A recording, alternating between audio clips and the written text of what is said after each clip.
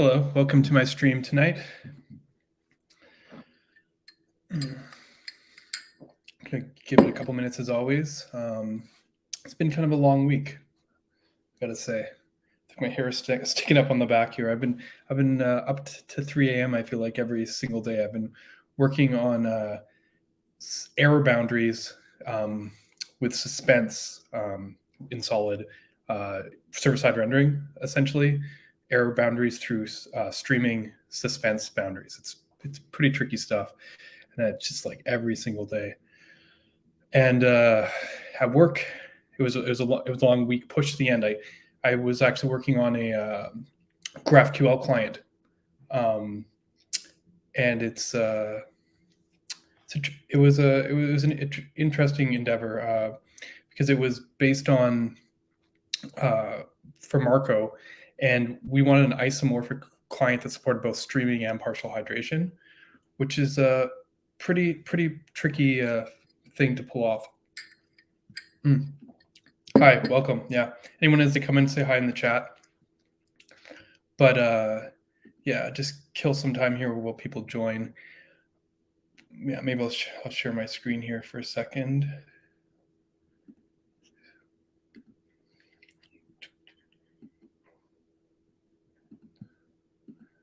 Yeah, no, it was as I was saying, yeah, working on a GraphQL setup for Marko, and I managed to publish it literally at 5 p.m. like at the end of the workday, just as I was doing.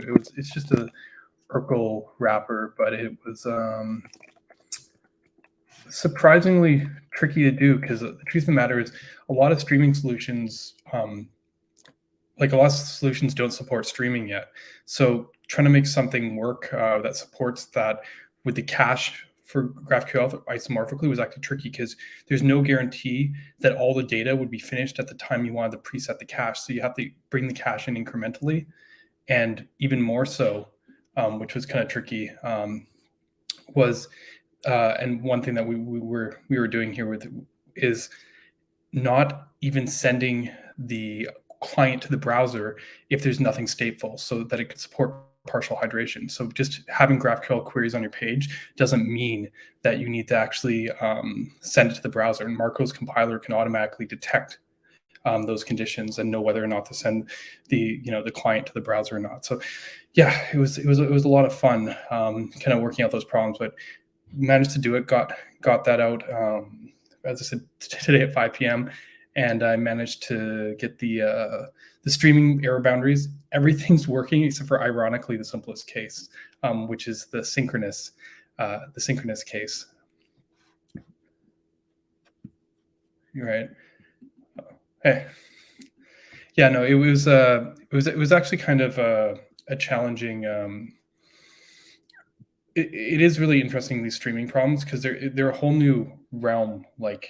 Things just work differently when you can't depend on everything being finished or present ahead of time. And I was playing with Remix last week, as many of you know, and nice, hey, and it was actually really cool the way they handled error boundaries and handled errors. And I was like, oh man, that reminded me, I need to go back and look at our solution for Solid. And it's timely because I'm working on a big improvement to streaming, and Cloudflare is actually, I found out today, well, I knew already, but they're already starting to beta test the new readable stream API.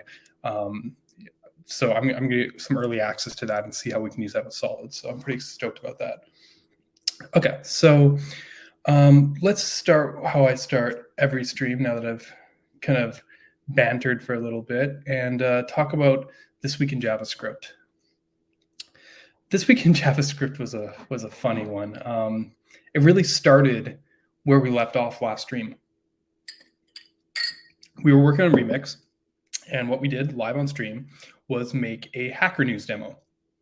And, pretty typical demo. I chose it specifically because I'd already done the same demo in Solid Start, and because we also have nested routing in Solid, and we have the data loading and the parallelize, a lot of the like that kind of core feature that Remix is built on. I knew that just porting the solid project over would be like pretty easy, and it was. A couple little snags, when you get used to new stuff, haven't played with it before, but it went smooth. Performance is good. I was very, very happy with what we saw with Remix. And as it turned out, Michael Jackson saw the stream, and we actually talked a little bit about it, and they were actually doing the same thing. They had the same idea. They were preparing their own Hacker News clone, and they posted it on Twitter and wrote an article about it, because they decided, kind of like we did towards the end of the stream. They're like, well, let's pull out that Next.js React server component streaming demo and, compare it. And as we know, like, that demo wasn't the most impressive in terms of like performance. And actually, after this article got heat, Dan kind of went on to Vercel and was like, hey guys, I think we should change the demo to make it like more realistic to like the expectations, because it's getting kind of cited as showing like a bad example of, like React server components or streaming. And it definitely needed a little bit of work, and it looks like they're fixing it up. But conversely, Dan came back to look at the Remix demo, and he noticed something about their Remix demo. And it took me a while to notice it at first, because I was like, wow, the scores are really good. It was actually better than the performing the demo that we'd put together. And I was like, what's their secret? Well, their secret was they turned off the JavaScript. They removed the script tag.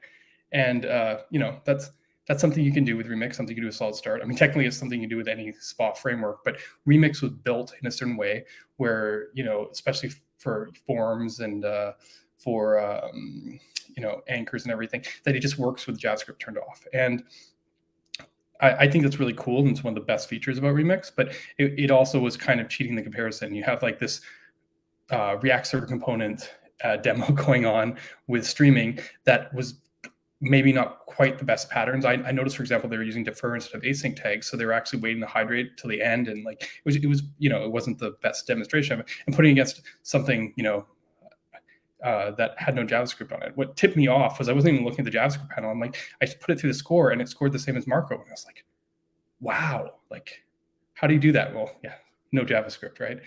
I think it's a cool trick, and Remix has kind of been pushing it a lot this week and kind of talking about those kind of benefits. I think the no JavaScript trick, though, is really mostly just a trick, to be fair. Like, there are cases where you want that behavior built into your framework. You want that ability, and you want to promote people to have the best patterns in case JavaScript does fail, and keep things responsive. But like turning it off as a performance trick is kind of you don't do that. Like, you're not going to actually do that. You're going to have JavaScript on, and it's kind of just like skirting around the thing. They went back after Dan made the PR to note that they didn't, their upvote wasn't interactive, which forced them to put the JavaScript on the page, because unlike Marko or Astro, Remix is still Reacts. And to be fair, server components get around this a little bit, but generally speaking, if you have interactive stuff on your page, you need to send all the JavaScript. And once we did that, the updated Remix demo performed very similar to our Netlify demo, and it's pretty representative of what was going on, last week with what we were doing too. So it's really cool though. But as I said, I got to talk to Michael Jackson and a little bit actually to Jacob eBay too. He reached out, and who knows, Remix was solid. They're pretty similar. We have the same kind of routing and background. So I'm hoping to see where that goes and see if that is a possibility. I think both sides are really interested about the possibility of kind of seeing that happen. So, something to keep our eye out for the future. So, it's kind of cool to kind of see the continuation of the conversation from last week. What else happened this week? Well, one other thing that happened this week that was there's this dialogue going around because, continuing with the whole Vercel thing, and, everything was moving to Rust, right? That's the conversation. And I forget where I saw it. It was on a thread, and someone said, let's rewrite React in Rust. And I was like, I first wrote a comment that was like, I'm pretty sure it would be slower, but then I realized, like, okay, I mean, maybe that's just me being a jerk about it.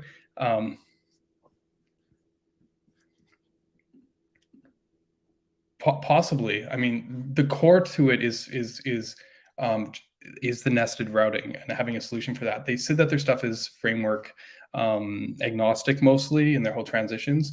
So if we get the nested routing figured out, I think that is a possibility too.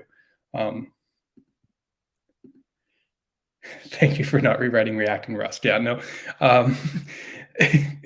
Yeah, did you know that's today's stream? We're writing React and Rust. No, compilation is a big topic, and we'll get there in a second. But this all kind of ties into where I'm going with this, right? Because that was the conversation, and I was like, well, I haven't looked that much recently. How are JavaScript frameworks doing in Rust? And I posted this thing up, and I was very selective what I showed in this demo, because you have vanilla JS. I mean, it almost already exists, and actually I can talk a bit to that. If you see this library here, Sycamore, this guy who authored it has come on our Discord a lot and asked about the detail. He kind of reversed engineered part of the DOM expression library and then rewrote it in Rust. Sycamore is basically has signals and stuff. It's basically solid in Rust. It's a little bit different. There's different choices they have to make because it's Rust.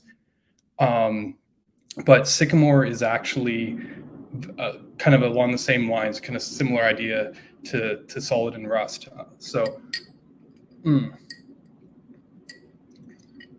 Can you guys hear that? It looks like my heat just kicked in, and it hasn't done that before while I've been on stream, but I'm not sure. Is it coming through? Can you hear the background noise? It's kind of unfortunate. I've been doing this, since September, and this hasn't come on while I was streaming. But do let me know in the chat if you can hear that, and I'll have to think of what I can do about that. Anyways, this is a fine demo because I liked showing. I like showing it in here because obviously Solid does very well, because the first couple libraries here, Wasm, BindGen, and Standard Web, are like the vanilla JS. Like, they're the ones you should be comparing to vanilla, and it's not the Dominator, Sycamore, and U that you actually have something that actually until we have something that actually is like a higher level framework. So when you look at it, Solid is 7% roughly slower than vanilla. Dominator is still 13% slower than Wasm BindGen. Thank you. Yeah, I don't have the best streaming setup. I've got some audio people on here and people who do other streams. You got Theo, who worked at Twitter for ages and also does a lot of streaming and audio stuff. And then obviously, it's funny, I didn't name, I was Discordaholic on Discord here, who also does a lot of streaming. Maybe React and Solid and Rust makes sense only for SSR. Yeah, and there's some interesting work being done on WebAssembly too, and assembly script. Part of you might have seen is we've been doing a really heavy overhaul of TypeScript and Solid recently, and part of that is in hopes of supporting WebAssembly or assembly scripts in the near future to be able to even look at doing this kind of compilation for server-side rendering. Yes, I am on a Mac. M1 MacBook Air, 16 gig. Probably not the only person in this stream who has that computer. Yeah,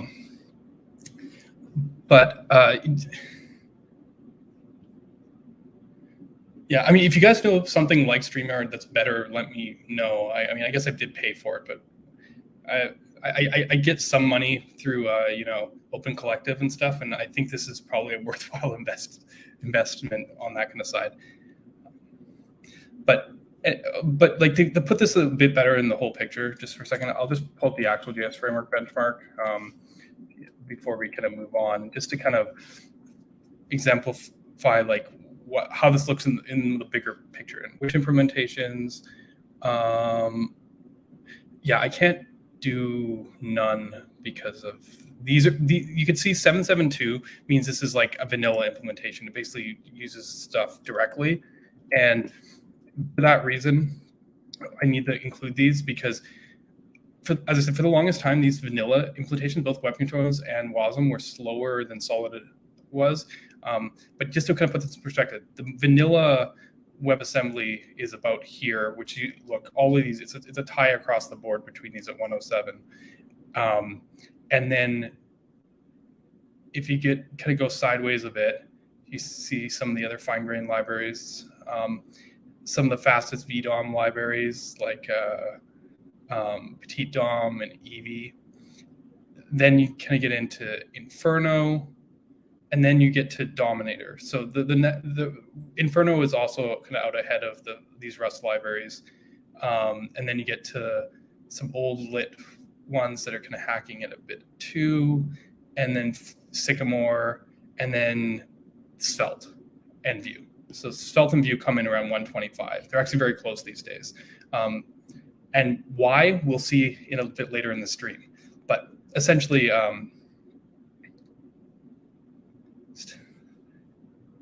still sad about Jotai's place here. I mean, Jotai is interesting, and I could talk about that. I actually wrote a benchmark implementation for Recoil, and then I just didn't submit it.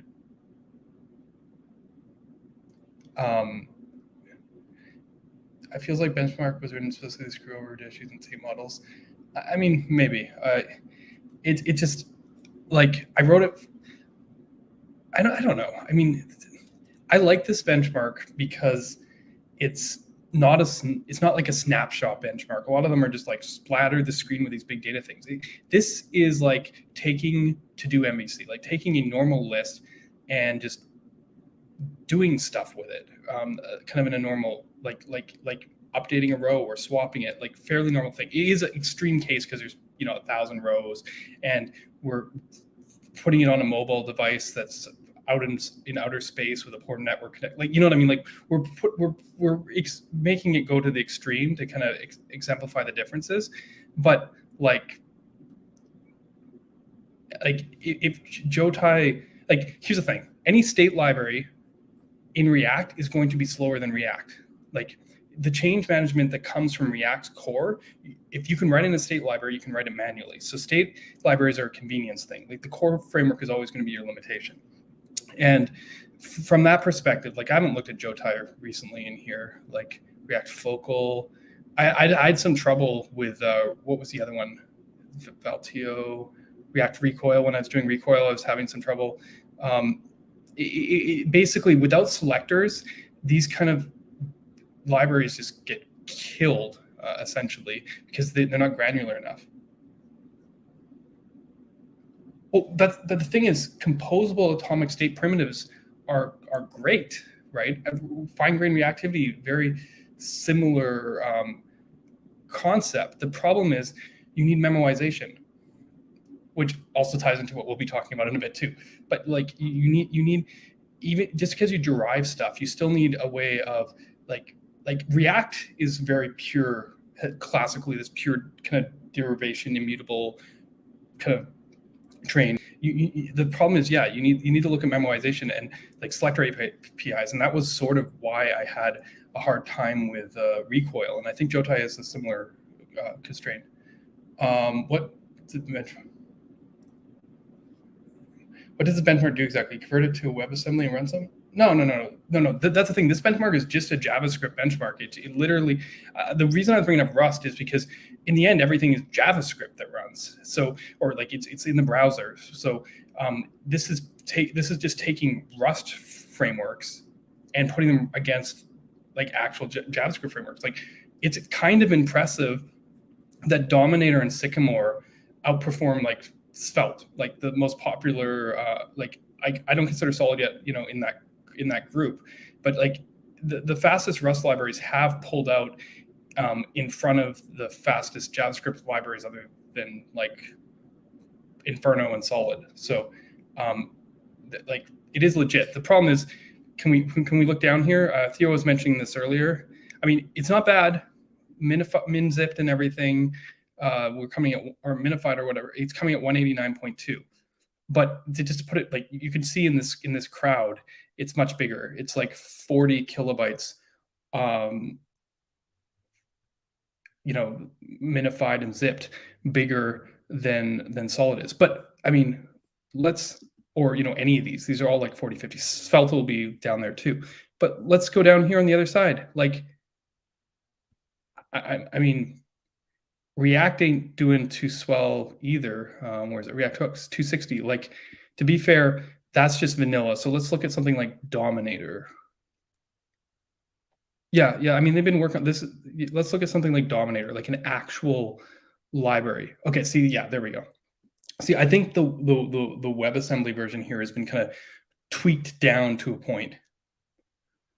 Like I think there's people who work on this benchmark are actual people who like know what they're doing with this stuff. I wouldn't make it's not just that I like the series of tests here. Rich Harris committed the Svelte thing. Evan Yu, when the new version of Yu came out, he made the PR himself. Like this benchmark actually like has the creators of the frameworks working on it, actually has Justin gave input on the lit one. Like everybody's been here, except the Angular team. It's funny, I talked to the Angular team a couple weeks ago about that. I even bugged Misco about it at one point. We were talking about Quick, and I'm like, why do you guys just not come play, right? But Angular is in here, but it wasn't written by the Angular team. View3 Reactivities API and Solid are all pretty similar outside. I like that. Yeah. I love this language thing, and we're gonna again get to that in a minute. This is gonna be a very ambitious stream. Yeah, no, exactly. And I mean, sure, this is a stupid test in a sense, and like it actually came up in something else that had a conversation also this week, right? I told you already I was talking to Michael Jackson about Remix, but I also had a chance to talk to Dan Abramoff, which I'll talk about in a minute here. But I just want to kind of show that, yeah, I mean, but this isn't that much bigger than React 274. How about Sycamore? But Sycamore is getting a little bigger, but we've lived with worse. Hello, Ember. I don't even know what to say about that. Like, I don't know what I asked them. I wrote this in the last article, and I mean, I'm a huge fan of the creators member. I think they're way ahead of their time in their thinking. That'll also come out in this article, or sorry, in the stream.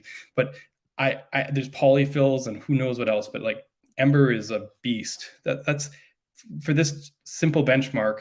We're pulling in like 0.5 megabyte compressed of JavaScript. Yeah, I don't know, but yeah, I mean, I'm just to put in perspective, WebAssembly maybe not that bad as we've been saying, but on the other hand, I do want to point out that it's still core slower than vanilla JS, and maybe that'll change. I keep on hearing about it, but I think one of the interesting things about this, and this comes down to compilation, is the JavaScript ecosystem has been building kind of into this meta language thing where we're like using the language to build itself.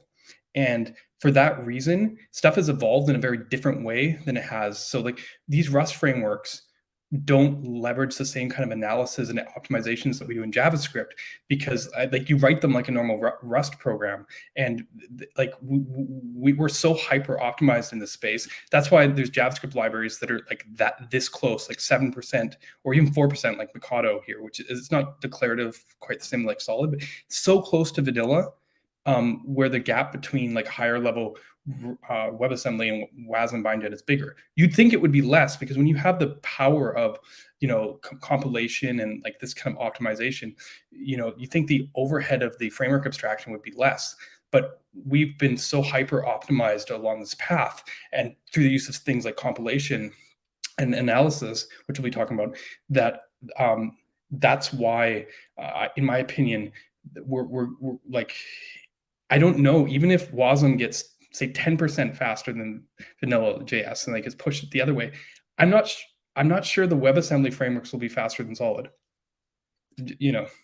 So yeah, it's going to be interesting. And as I said, if it ever gets to that point where there is a potential, keep your eye open, so to speak, right?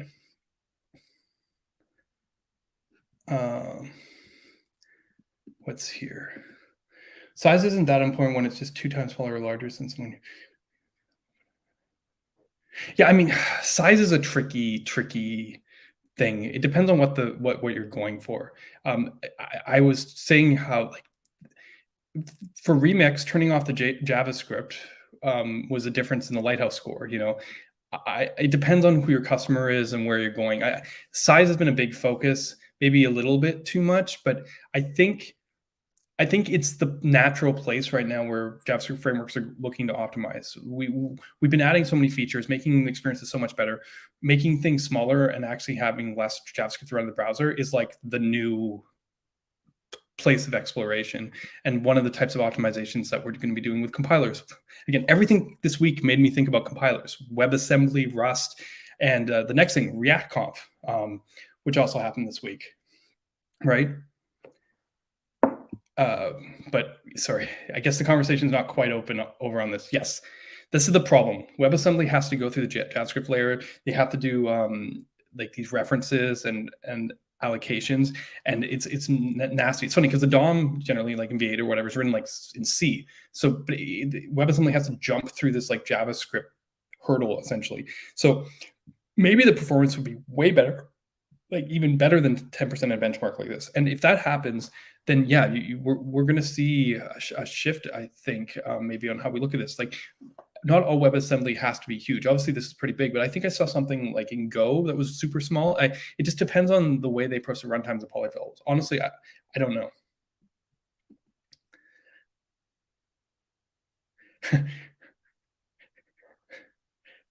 React is the only reason I'm chuckling about this one is this takes me back a little bit. The day that Svelte Society unfollowed me on Twitter was because someone came in and was like, Svelte's only 2 kilobytes and React is 40 some odd kilobytes. And they're right, because it's React core library is 3 kilobytes or whatever, but React DOM is like 40 kilobytes. So the whole thing's like 43 kilobytes or something.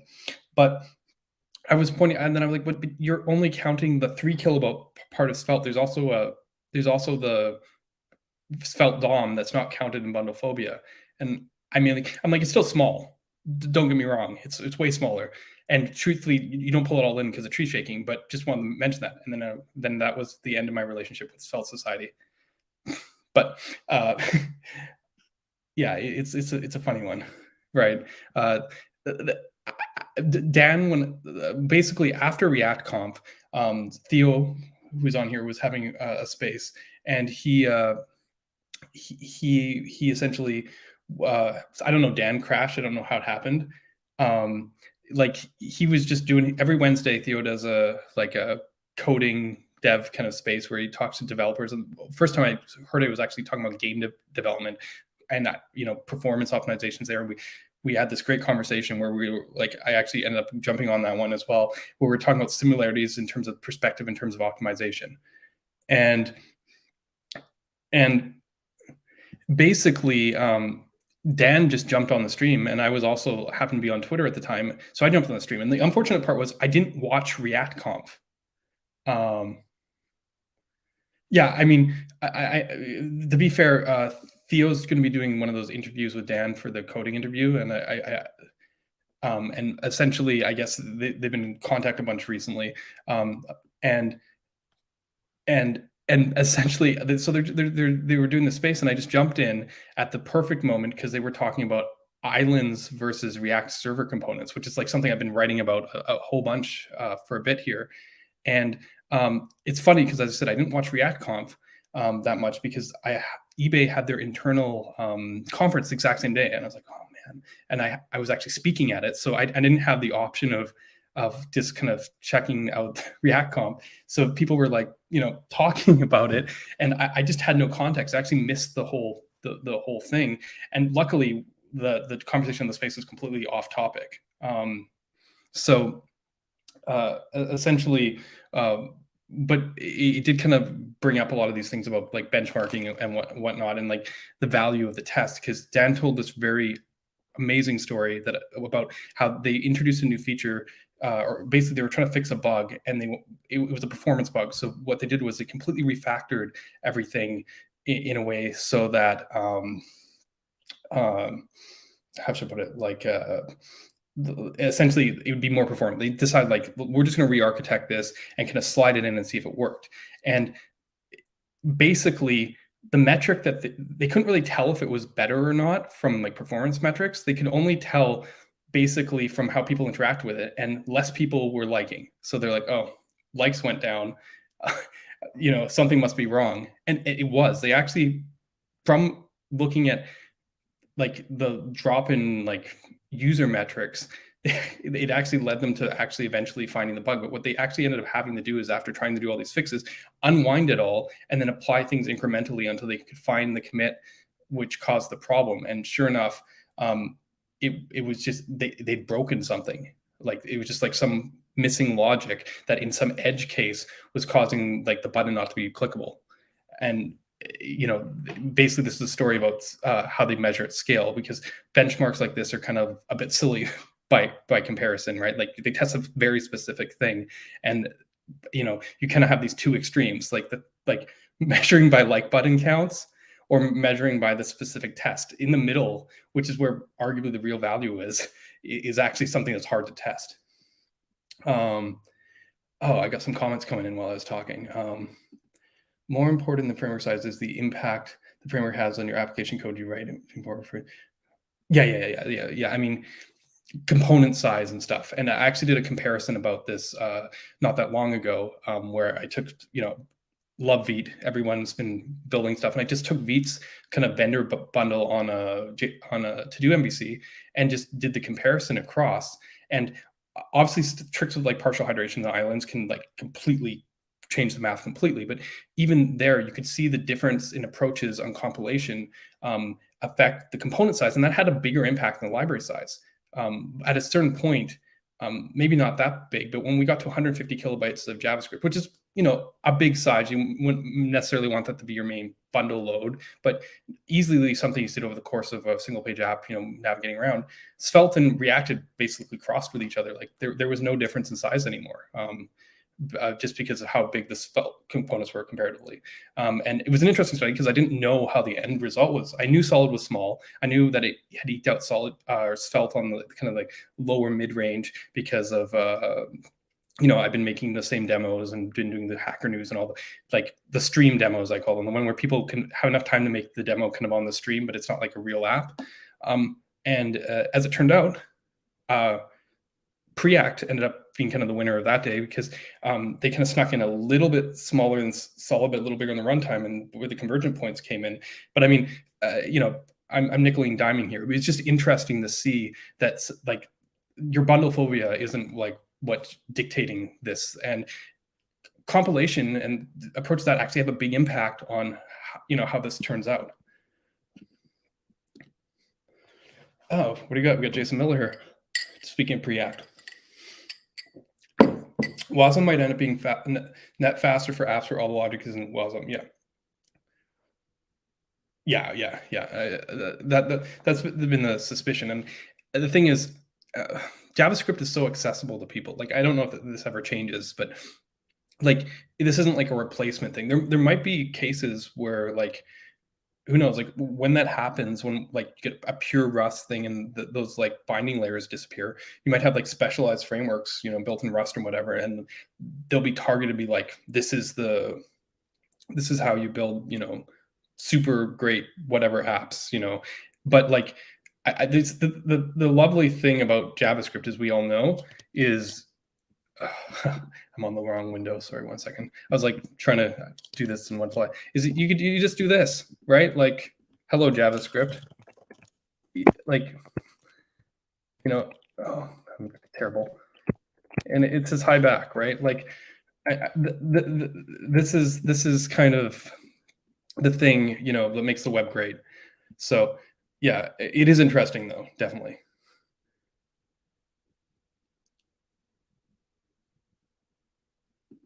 Yeah. I mean, yeah, I jumped on the stream just because I wanted to hear what Dan was saying and maybe catch up on what I missed about React Comp. And I literally walked into the islands versus React Server Components conversation, which it was interesting. If I'd known the content of React Conf, I might have actually pressed down on the compilation stuff and some of the other pieces. It's interesting though, because like, yeah, very similar things that are kind of targeted at different stories. Like server components, because of their ability to, not ship parts of the page, you kind of go, oh, it's like partial hydration or islands, or maybe in reverse, like, you're shooting a bunch of holes through something instead of, it's not islands, it's more like Swiss cheese, right? But the funny thing is that, like, it completely changes the initial load dynamic. Like, you need that JavaScript up front to orchestrate more and stuff like that. So it's gonna be interesting to see, like, where that fits in, or how these hybrids form. Because, like, I've been looking a lot of Quick, and it has this really nice way of kind of scaling in reverse, unlike most approaches where you can actually hydrate inside out. Maybe you can hydrate a component, then get the router, and then, route away to a different page. It's very interesting to see kind of where that goes. But for me, honestly, it's all about keeping your ear to the ground and just seeing the different approaches that are going on. So much of the stuff already exists before it gets kind of shown in the big framework drop. Uh, there's a lot of experiments going on, and that's, I guess, when you're interacting with people who are always kind of looking for cutting edge solutions or participating in things like these benchmark stuff, you start seeing these things kind of before they happen, and then that's a big part of what informs a lot of the decisions and directions of the Solid. And you know, I find that part, very informative. Like, the conferences don't always capture that, because by the time something's in a conference, like, it's already kind of an old idea. And yeah.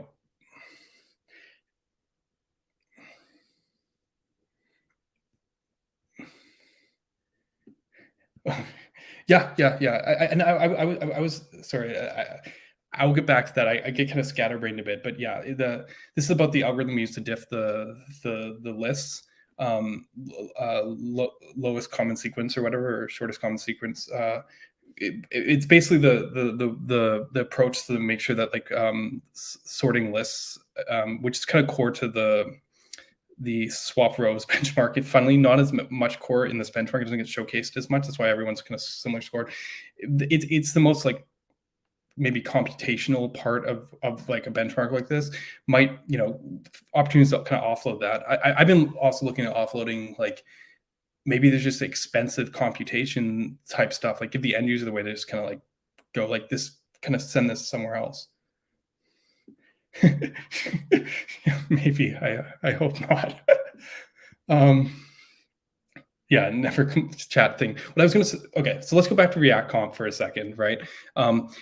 It was a big deal, like, coming from a perspective of, not having seen a lot of stuff come before.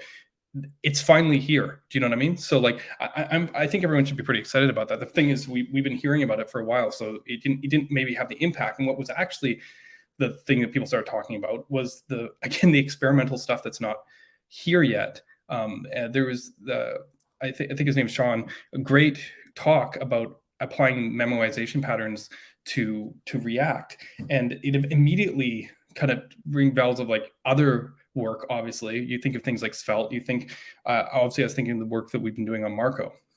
And again, this kind of ties in all to why I wanted to talk about compilation tonight, right? Because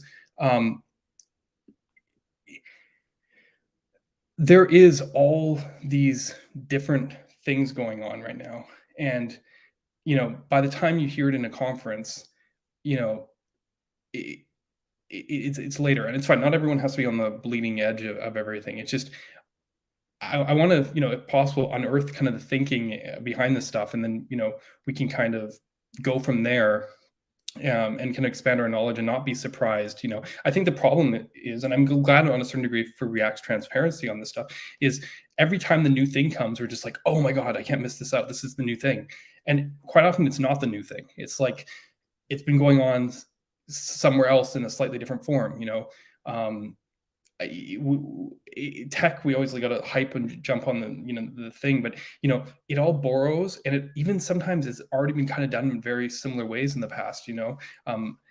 Obviously I work on Marko, so I was very familiar with stuff like the islands architecture, like we were talking about, and also, but like, even the compilation techniques, there were libraries trying to do some stuff similar to earlier Svelte, before Svelte came out. They were in this benchmark. That's how I found out about them. Solid came like directly inspired, or very inspired by one of them. It's called Surplus, that was on here for quite some time, and it was compiled JSX, and it was 2016 time period. So like, there's a lot of stuff going on. So let's kind of transition now. I think that's enough talking shop for now. Maybe I'll look at the comments before I do that. Dan is an experiment. Do we got some Dans in the chat? But let's move on. As I said, I love talking the stuff as it goes on, but I did say that I was going to talk about compilation, and honestly, that's such a huge topic that I'm already sort of regretting it now. I knew that sometimes these streams go 3 hours. This one I'm going to try and keep tight, but by tight I think if it went a couple hours, and like that would be tight for this topic. So let's kind of transition a bit here, and for me at least, this kind of the conversation around compilation has been going on for obviously a while. Like we know it's been going for years, and if you go back to JavaScript, like you can look at CoffeeScript, or early, even like back to, I guess, like 2010-ish time period, people were finding ways to use compilation to make their experience in JavaScript better. And in a sense, like even .NET and like PHP kind of time period. I remember in .NET you'd write like C# code, and that would generate JavaScript in the 2000s, essentially because no one wanted to dirty their hands with it. So like JavaScript's been kind of this has kind of been part of our identity. But what I wanted to kind of more talk about is like JavaScript frameworks, obviously. And for on the JavaScript framework kind of perspective, I like kind of going back to this article. This came out back in 2017. Tom Dale, one of the co-creators of Ember, and it's not a long article. I'm not going to read it to you, obviously, but essentially his final conclusion here, he says compilers are the new frameworks. And so here's my advice for anyone who wants to make a dent in the future web development: time to learn how compilers work. That was the takeaway, the takeaway phrase, right? Like he basically, Ember was working on stuff, I guess, with like bytecode and kind of reducing the size of the templates and looking at that stuff. And there's a lot of initial work during this time period, and he just called it straight up. And he's right. This has been the conversation. It continues to be the conversation. So that was like the starting of the bookend. And the other side for me was Swick's article. Sean here basically he's been kind of noticing some of the trends, and he basically said that language servers are the new frameworks, which is the other extreme. He basically said we this might have started as talking about compilation, but now it's actually, instead of looking,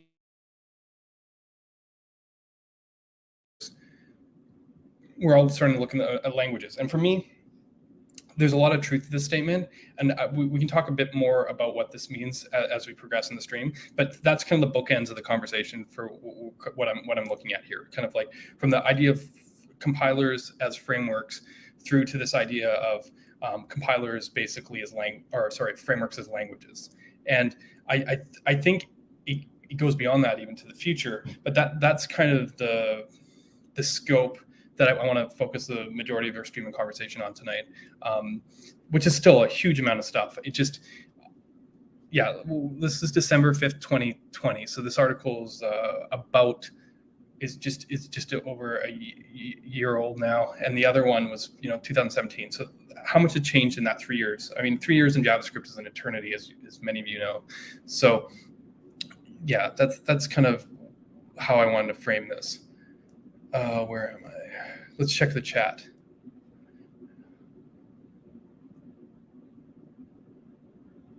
This was also a Rich Harris talk. Yeah, I mean, yes, and that talk is actually great, and I'm going to get back to it in a minute here.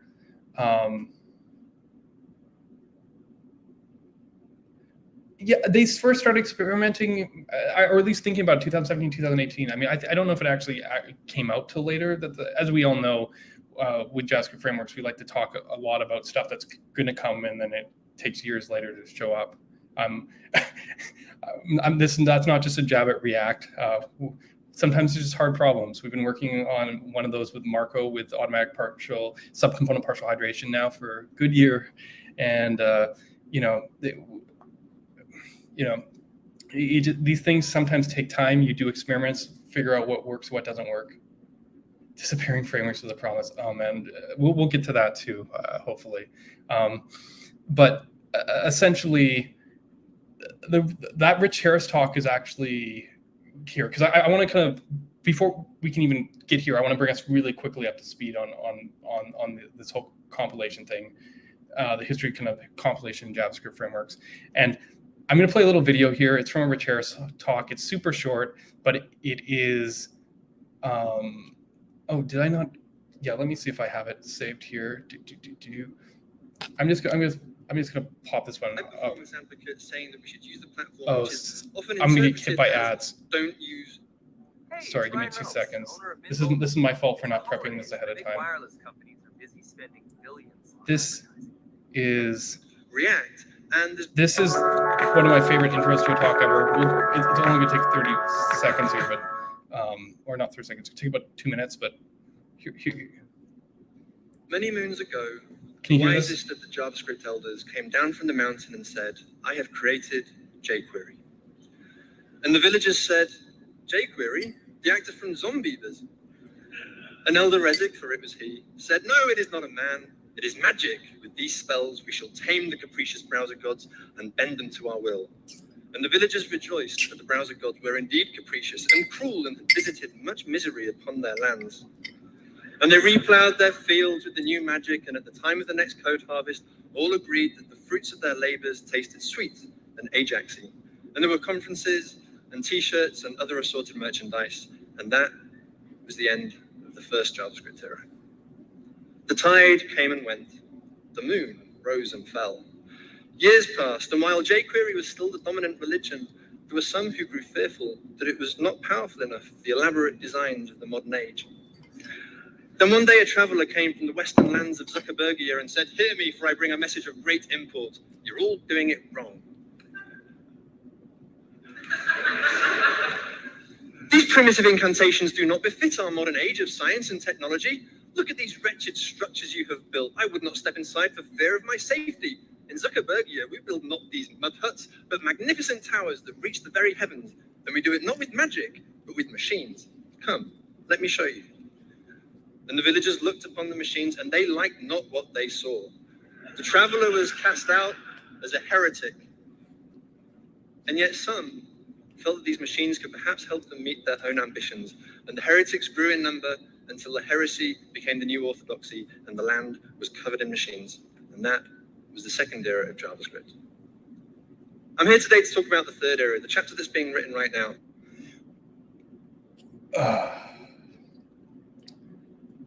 I honestly, that intro to the talk is one of my favorites.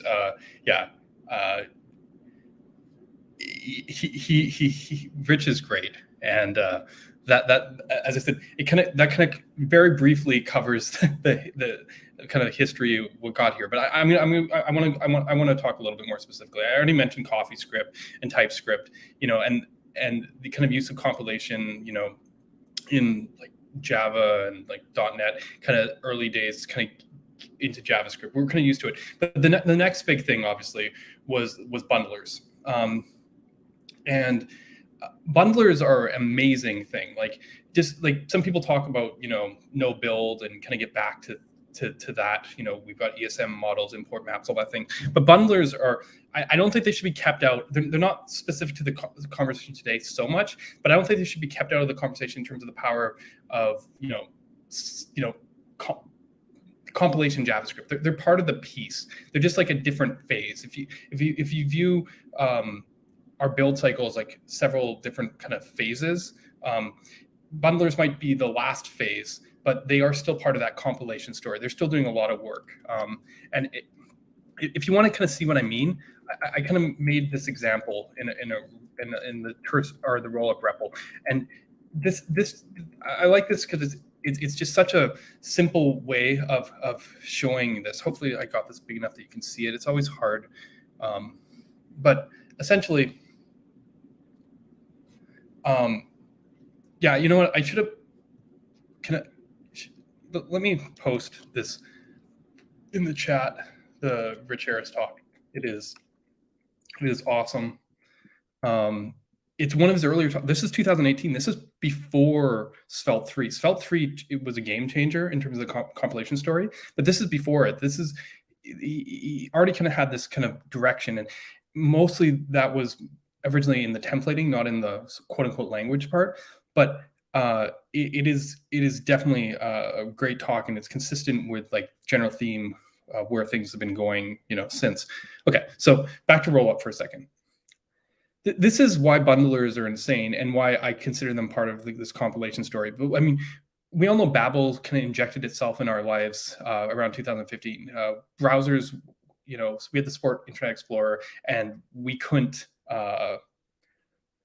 we couldn't get rid of it. Pretty much, like our choice was not use new features or not support every browser, and Babel came in and let us transform stuff, and it started this kind of transpilation thing that has dominated web dev now for what, 7 years. Bundling is also kind of part of that story, maybe started a little bit earlier, but essentially we have these combination tools these days that people aren't really even differentiating with them. When you get stuff like Vite and WMR and all the different kind of like parcel, like advanced kind of bundler minifier kind of solutions. But I just want to just show this as kind of like part of the compilation story. I have two files here. I have our library, and I have our main, if you want to see this. And in our library, we have an optional feature, and we have a core feature that has maybe slightly different behavior if we use this optional feature. And in our app, we're calling our optional feature, we're importing it, and we're calling our core feature. And on the outside, our bundler puts this together and includes all our code just the way we'd expect, right? This is unsurprising. But the best thing about JavaScript bundlers and stuff is, if I comment out this optional thing, look what rollup did.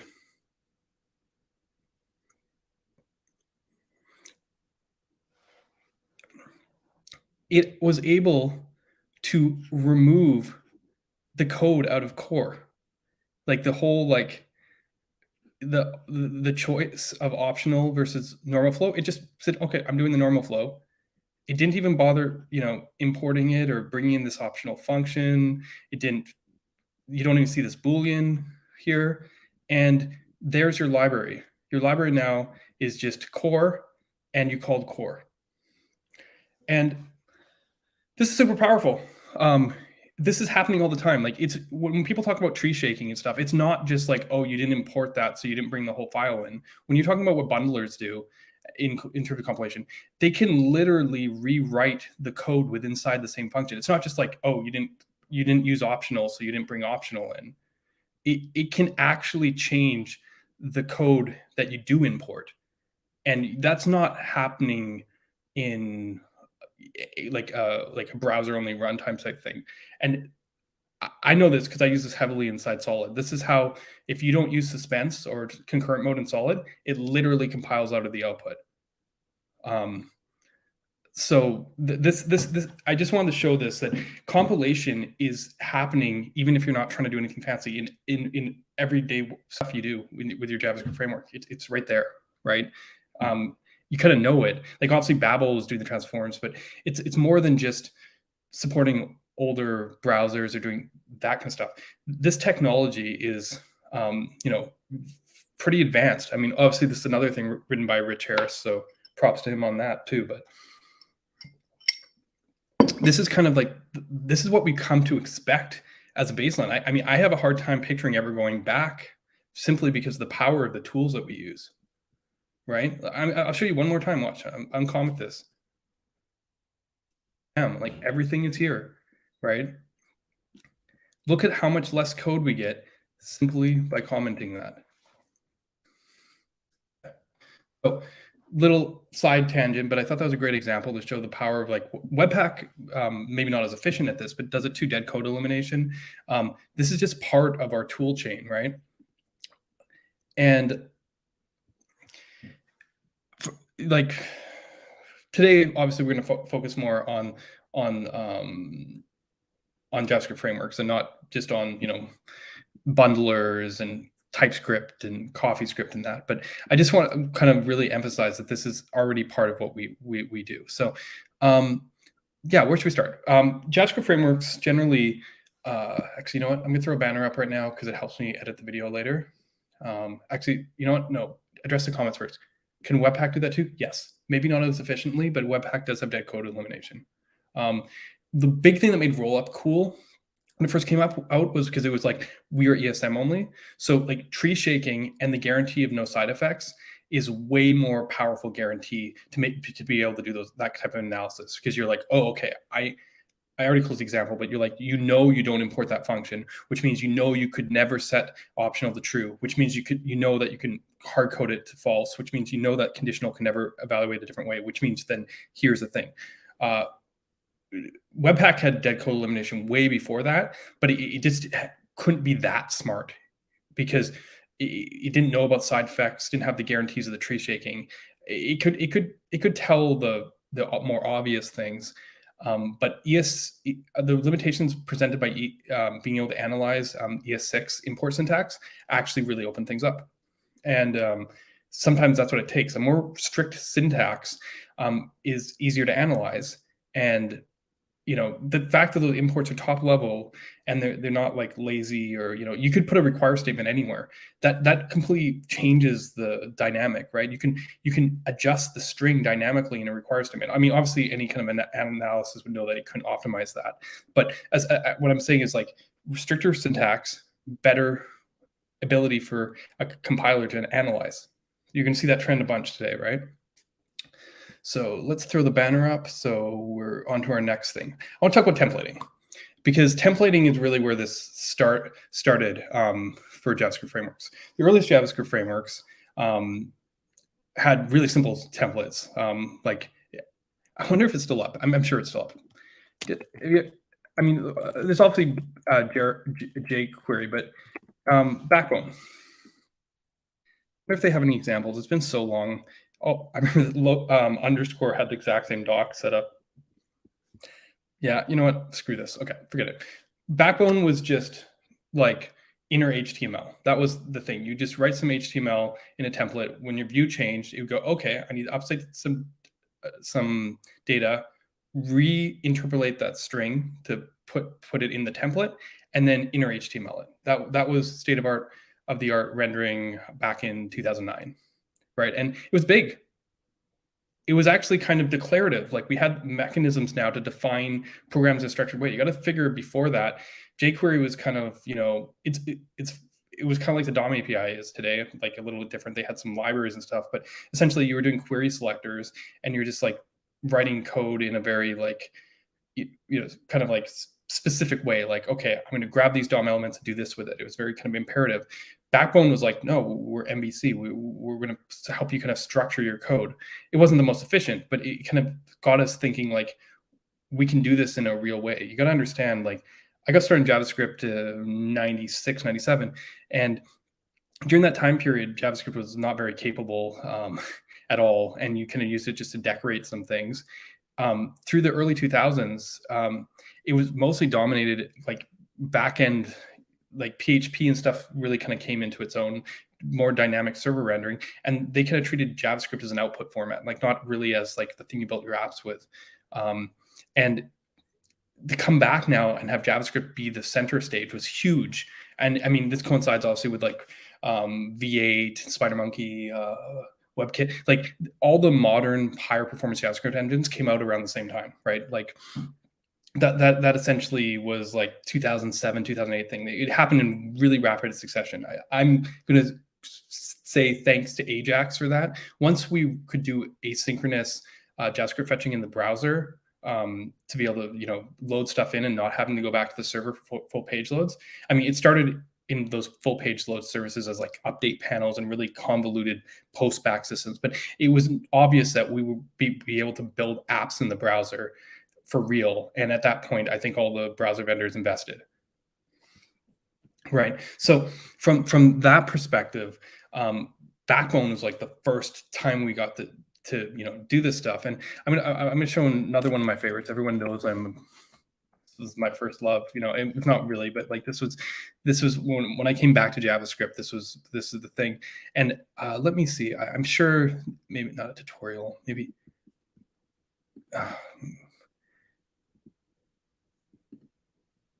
Yeah, okay. Yes, yeah, here we go. This is perfect. This was like the next kind of templating that kind of came out. Angular had a version of this, and I'm just using Knockout here as an example. But essentially, you have these elements, and you add special attributes and strings to them.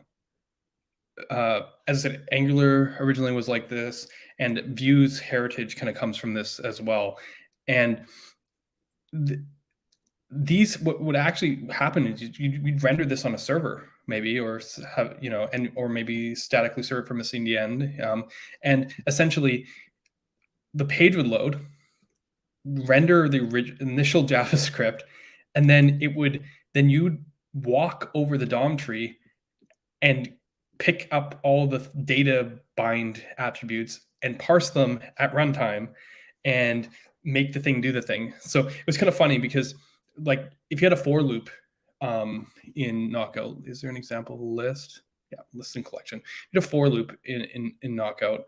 Can we solve it? Of course we solve it. I love this tutorial in the sense that everyone likes the Svelte tutorial, and this for me was the first like simple tutorial. Knockout always had great documentation. Like you have the thing, you could play with it, and then you have the solve button. This format carried obviously over to Svelte tutorials, but Knockout had this, I think 2011, like very early on. But okay, data bind for each makes sense. And then inside here is the template. So technically it's using something you already rendered to the DOM. So you get like flickers and stuff in this because you'd render a TR that was like, didn't have data, like empty. And then when the JavaScript loaded, Knockout would come through, parse through the tree from where the mount points, the KO apply bindings basically was the mount point. And then it would like find these, parse these, and go, oh, this is for each. Pull that out of the DOM. That's our template, and then we'll clone that every time for each iteration of the seats. But this was templating, and this was 2010, 2011, and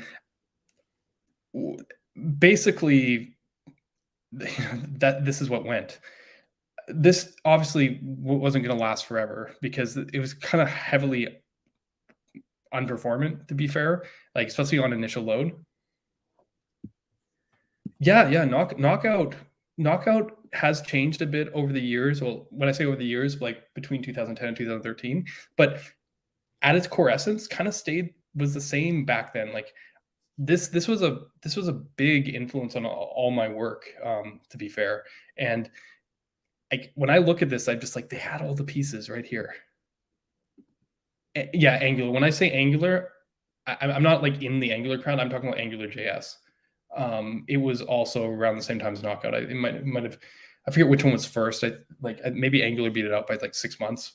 But like Angular, big part from Google. Knockout was actually Steve Sanderson developed it and worked Microsoft. Knockout was often used as kind of like on top of like a server rendered. Like I worked for Microsoft Shop through the 2006 to 2012, and that's when I was working with Knockout towards the end of that. And we were using it to kind of update the old ASP.NET forms in a way that would like make the JavaScript more interactive. So we'd kind of like replace it. So you had a lot of these like pseudo half server rendered Microsoft.NET pages with Knockout on top. That was kind of how it was kind of common pattern. But not to digress too much. My point is, we went from Backbones, like just inner HTML essentially, to these languages where we could parse the DOM, kind of like tree walk it and apply the bindings kind of in time. The next natural evolution, though, was what if we could walk the tree ahead of time? And that essentially is where like templating was getting to around 2013. This is 2013 is also where our timeline splits a little bit, because that's when React was open sourced. So we have kind of two different ways of thinking this. There's the data mining libraries, and then there was there's React, obviously. And it was funny because I was trying to find a REPL to show off, and I was like, oh, Preact is a REPL, but they don't show the source code. I mean, the reason that they don't need to is because JSX compilation, for the most part, is very uninteresting. I like looking at it for comparison's sake, but luckily Babel's REPL has like the stock one. I was trying to change it to like HyperScript, but it didn't work. But I'll show you what I'm talking about in a minute. But essentially, the next step was, as I said, taking these templates and parsing them as strings, essentially. So instead of doing the DOM to walk it, you could just basically analyze the structure and convert it into something that would actually render it, like change it into expressions instead of using pre-existing nodes. Yeah, it's 2013. That's what I was getting at. So yeah, I'm going to leave templating for now because it's less interesting in the interim years, and we're going to switch gears. I'm going to look at React Preact for a second in terms of our compilation here to kind of get context. React, as we all know, introduced JSX, and there's a lot of extra noise in here because of the way the Babel preset is set up, but like these pure functions, and I guess they do that because they want to show that it's pure, and this is the actual compiled output. I wonder if is this classic mode? Yeah, whatever. Doesn't matter. This is actually a solid component that I just dropped in. It doesn't matter. But what I wanted to just simply show here is that let's make a wrapper or a layout component. It's essentially JSX. For anyone who might not be familiar with it, this XML in JavaScript language actually outputs quite simply here. If you have a nested hierarchy like this, it outputs into something basically we call HyperScript. React's version is a little bit different, but to be fair, all you see here is your code up here, whatever it is, like what is it, use state, whatever. Your code up here stays the same, nothing changes, transport, and then your JSX, each element gets turned into a create element call, where you pass in either a component or a string to enter a native element, and then any attributes on that, like I don't know, theme, dark, whatever. I'm just making stuff up. Gets kind of passed in as a props object essentially on it, and through these function calls. And this function could be anything really. It constructs a virtual set of nodes, which then get diffed, and essentially that's the whole VDOM thing, right?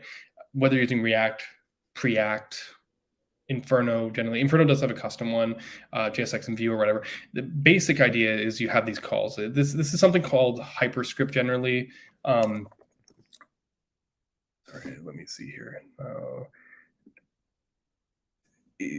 HyperScript is, it looks like this essentially. Like this could be create React. Preact keeps the H convention with it, and sometimes they do cool things like this. But if you're compiling from JSX, you're not going to end up doing these kind of shortcutty things. This is like a class, it's an ID. Generally, look more at this, where it's essentially gets compiled into, the element or the component name, and then the children potentially, or an object for the props is a second thing if it's there. This is your JSX compiles to this, and it just runs this series of functions. That's sort of, and as I said, every pretty much every framework has some kind of template conversion.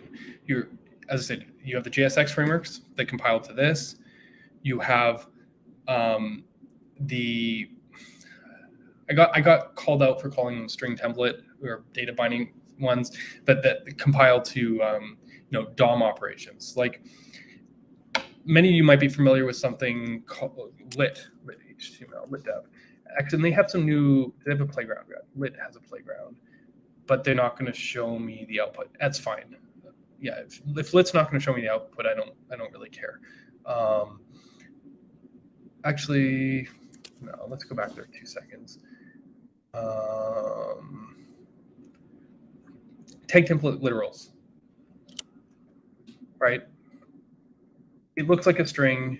It has some escaping, but essentially, this is sort of, it's a very similar process. The thing with tag template literals is what they do is they actually take your string, they assign it to a template element, and then they use a tree walker essentially and they stash the nodes and to figure out where the dynamic parts are, and then they insert it. And if that doesn't make any sense to anyone, that's okay. We can possibly look at this a bit more, but what I'm getting at is everything, whether it's runtime based or pre-compiled, is doing some kind of magic, like transformation with your template, right? It's all actually very, very similar. In Knockout, we had the DOM nodes, that we parsed and added the behaviors to.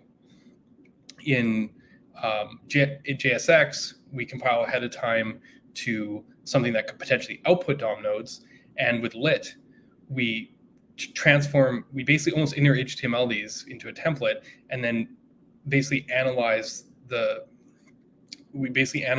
holes to know how we can stuff in. I mean, to be fair, template literals are nice in that you can just run them in the browser without the build step. I was trying to emphasize at the beginning that I think that in general, if you're building anything real, build step's important. But if you're just throwing something up, doing demos, education, especially learning, I think it's great to be able to do this. And actually, Jason Miller has a great library for pre-act ready VDOM. It's called HTM. You definitely should check it out. GitHub, HTM GitHub. And this keeps almost the JSX semantics here, but essentially it takes your HTML here and it outputs HyperScript.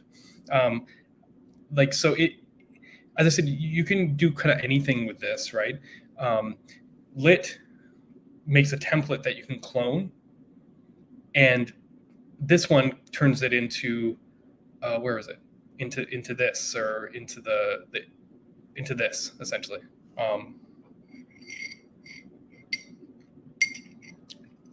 We do have a template literal solution also in Solid, but it's a little bit different because I wanted to compile the same as my Babel plugin, which is a little bit ambitious to do in the browser. It works mostly, but there had to be some key differences to how we approached it. So, as I said, every framework has this kind of template compilation. Are there differences between the different approaches? Sure, there are, right? One of the big differences about templating is when you have something like HyperScript, it's designed to be a bunch of function calls. It could be objects too, but essentially, it's designed to create a tree. So we have this one side, which, like the VDOM side, which uses the templates to be able to create a tree. And then you have like the lit side, which uses it to almost literally be templates that you clone. And as it turns out, there's like trade-offs to both sides. Like cloning a big blob of HTML is incredibly fast. Rather than creating the elements one by one, DOM can, kind of batch things together to set the memory allocations. Another side effect of kind of HyperScript is every time you re-render, like it's inherent to the render model, you're calling a series of functions. Like if there's something conditionally in here, you don't know. You like, if the props change, you have to call the functions. And the funniest thing about it, people might not notice at first, is if you're looking at this blob of functions, which function executes first? Right? Like, I'm hoping everyone can see this. Which function executes first in this example here? I believe it's this one. Correct me if I'm wrong, but this is the function that executes first. JSX or HyperScript actually ends up executing inside out, because you're passing the functions to pass the functions to pass the functions, which is really interesting dynamic, right? Because you don't know your children until later. So this is actually the root of a lot of the kind of classic conversation that template DSLs are more analyzable than JSX. Part of it is because you can have dynamic expressions like JavaScript right in the middle of your templates all over the place and inserting whatever the hell you want. But it also, this is designed to kind of run in sequence. It's actually kind of backwards, and because it's backwards, it's hard to do this as a single pass. Like, you actually create h1 classy before div header, before div page, and you actually kind of compress them back in, as children, and the parent handles the child, and it kind of compresses up the tree. So from that perspective, this is actually built for multi-pass approaches, essentially, like VDOM, because you just don't have the parent beforehand. Like, this is not aware of its parent. I hope that makes sense. I'm going to look at the comments and see if anyone's said anything while I've been doing this. Do those templates in a different order? Well, it depends on what it compiles to. The thing is, tag template literals, if you've ever, I wonder if I should show an implementation. They just compile to I'll just throw some code down here. When you write a tag template literal, it's basically a function. So like our HTML function is essentially a function that has an array, which is the static parts. So maybe div open, div close, and then a list of all the arguments. So count. Essentially, this list of arguments is always one less than than this, right? Because it just starts enter, and that's essentially what it compiles to. The coolest thing about them is it actually, when you write a tag template literal, this argument gets cached.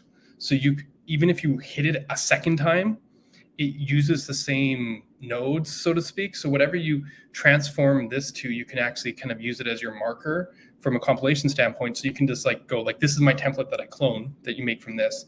And essentially every time it runs, it can just use this as a key, essentially, to look up the template.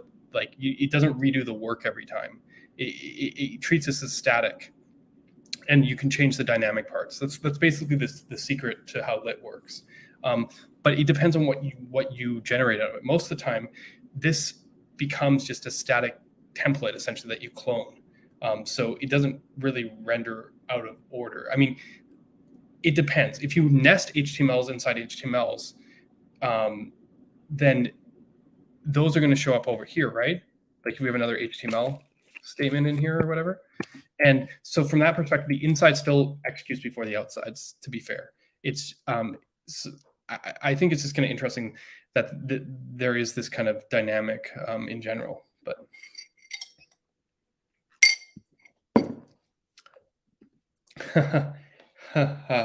you figured out Solid's secret. This is how Solid works. We wrap everything in thunks. That's the main reason we can't use a generic compiler. And I was kind of getting there, but we wrap things in thunks so that they execute in order. So we can keep the reactive context.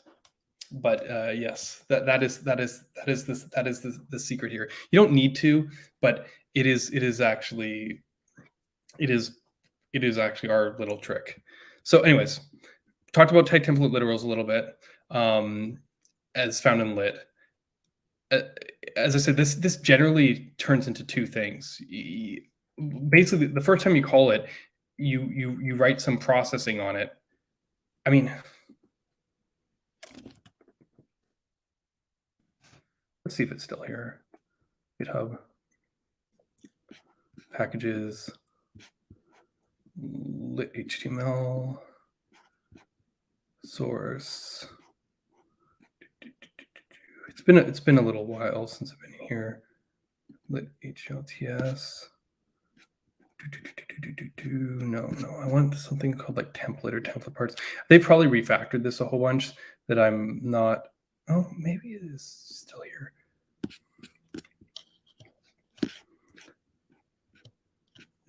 I don't know if this is Beth's worth template results.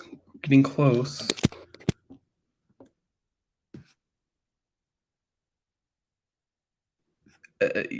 Essentially,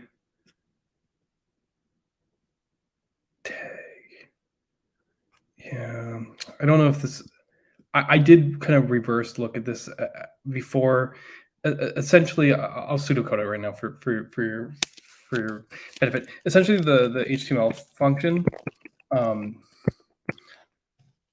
which takes those arguments we said, list and args or whatever. The first thing you do is you go like if you have like maybe a weak map or something here, like const map equals new weak map or something, or and like you go like if map dot get list, then like list dot, you usually like put something on here like run template or something, okay, with the args essentially. Otherwise it's like process the list, get the get basically list dot run template equals, I'm hoping this makes some sense to you, and then like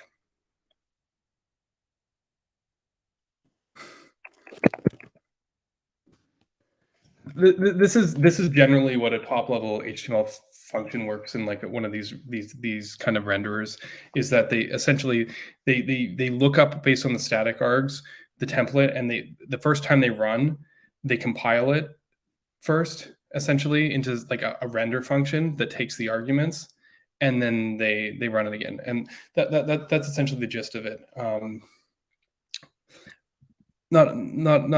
Not rocket science, so to speak.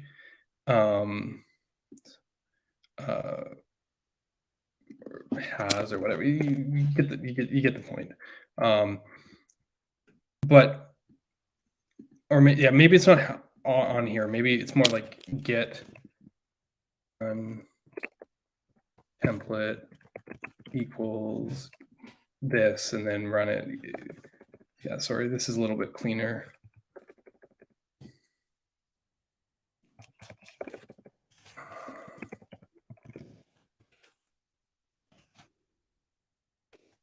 Okay.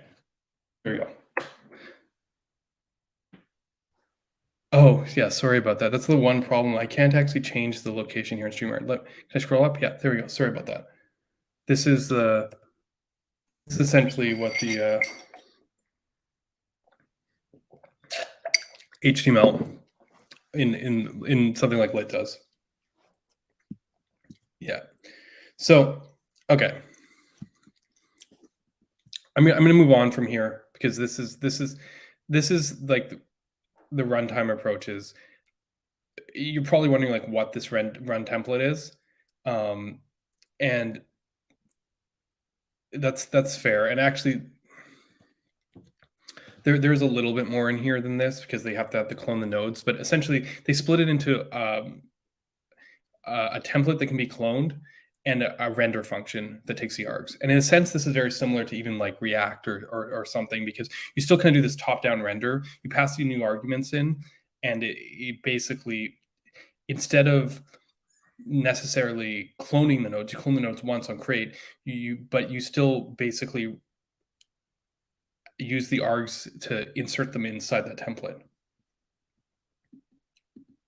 They've got server-side rendering now, but essentially that's kind of the scenario here. Server side's a little bit easier, and we'll show some more concrete examples here in a second. Okay, so let's move on from lit here for a second. Okay, so I've talked about HyperScript, I've talked about lit, and those kind of came out around the same time.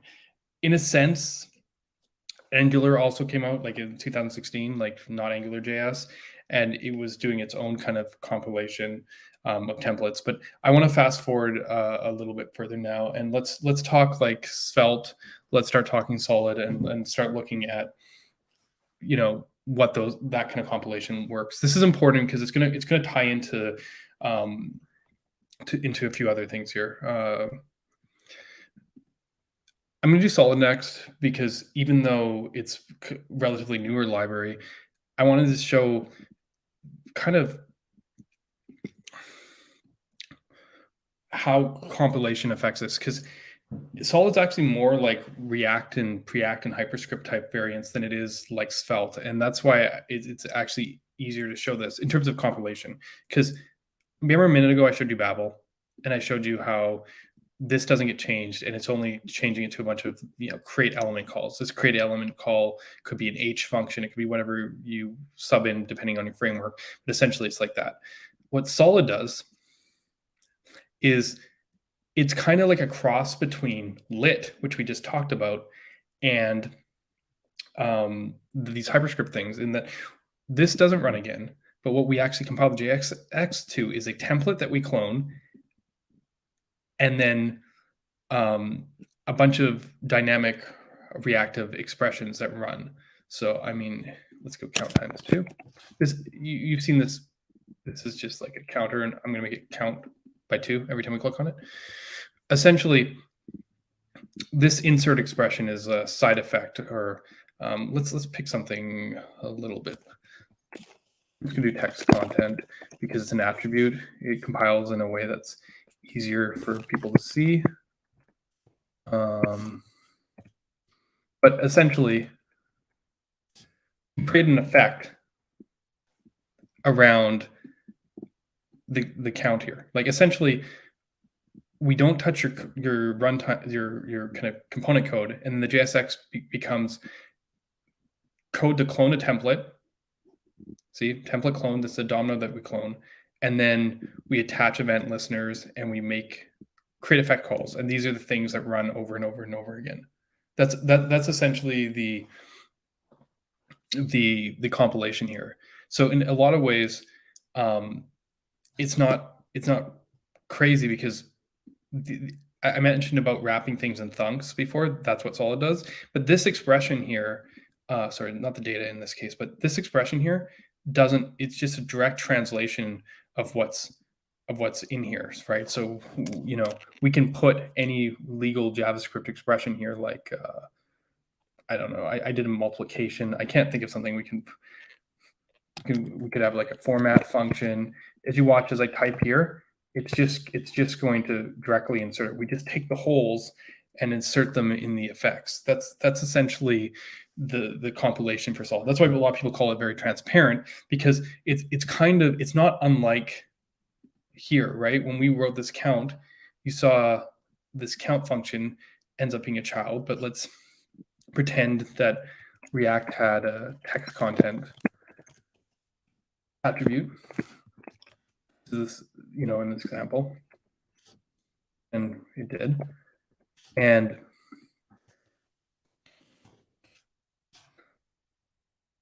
content equals count, and whatever expression that we put here just becomes that expression here, right? The only difference is instead of making it into a bunch of consecutive functions that get called every time, that fits with the kind of VDOM mentality of generating a tree, what Solid does is it runs it once and then creates these effects, which are the only things that rerun. So in that sense, a lot of times we get kind of skewed in as with Svelte, like everyone's like, oh, the framework that, like a compile away framework to just plain JavaScript, that whole thing, disappearing framework, runtime, all that. And it's not terribly accurate. We are small, but Preact small too, right? Like we already kind of talked about. It's just that the reason that Solid stays so small is that the renderer is just built with Solid itself. It's the same primitives, like the create signals and effects, that code compiles to. So everything is just compiles to the same thing, essentially. Like it's like the same as if you'd written it by hand. Like if someone told you, they're like, hey, I want to create a button that updates, how would you write that by hand? I mean, you can see this compiled output here. If I just, duplicate this tab over here, essentially, sorry, I gotta get rid of that format because format doesn't exist, right? Okay, sorry, format. Let's do this, get rid of that format. If someone told you, so up by 2, if someone told you, hey, you don't have JSX, you don't have a compiler, how would you write a button that did this? You might be like, okay, well, I will make an element. It will be document.create element button. And then you might be like, okay, well, on that button, we want an event. So l.add event listener. And on that event listener, when that happens, we'll call an increment function, I guess. Sorry, and we have to say what the event for was a click. We added a click event. And then we might be like, okay, and then we want it to update every time. So let's go create effect. And let's make an effect so that l.textContent equals count times 2, right? Okay. And then let's return that element and create effect. And there, like we just hand compiled the code. Like essentially, if you were to write it yourself, this is what you would do. And that's like all that Solid's compiler does. Like this code is essentially identical to this code. I mean, this is a delegated event handler, so it's a little fancier, but it's updating a text node that already existed. We do some fancy tricks, like see how there's an empty gap here. By walking into that, it's faster than replacing all the text content, but like, let's not squibble over details. I just try to show that, this is sort of the approach here that Solid uses. So it's kind of like a hybrid between, we'll look at Svelte in a second, but in terms of templating, it's just a slightly different JSX transform, essentially. And to be fair, stuff like Angular, which is still component centric, like it does it, and Svelte do this sort of create element conversion is kind of their trick.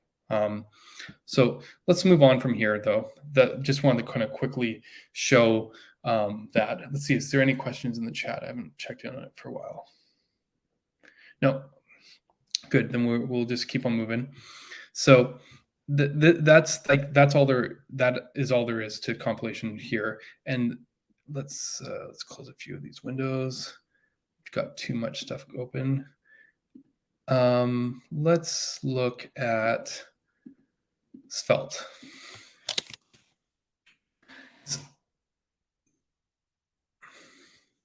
Svelte, this is a simple hello world example, but let's change this to our button that updates account, just because making all things equal, so to speak. So let's make that account. That is 0. We're going to talk about this compilation language in a minute, but I just wanted to just kind of let's inline it. I don't know why the Solid version doesn't, what is it on?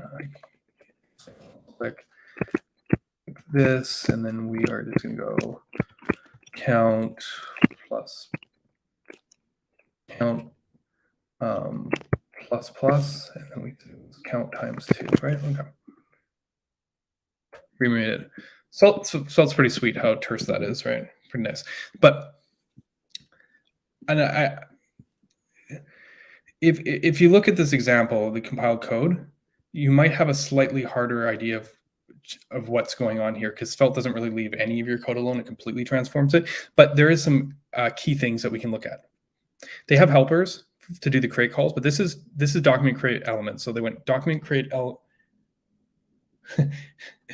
yeah, that's kind of fun, right? But see, this you know what? They have a human readable form. Where is it? Is it dev? Okay, so now you see the names here. It's the same idea because they call it C, but the create function.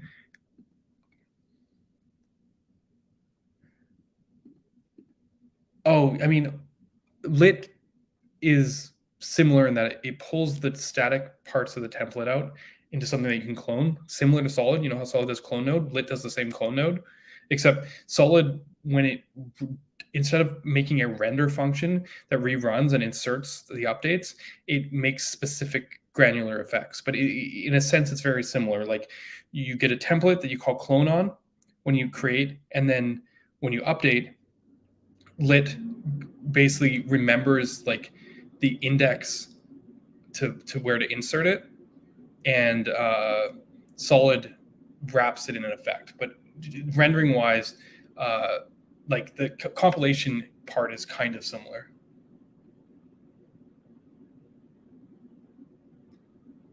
Yeah, less granular. Yeah, exactly. It's doing it at kind of like at per template level.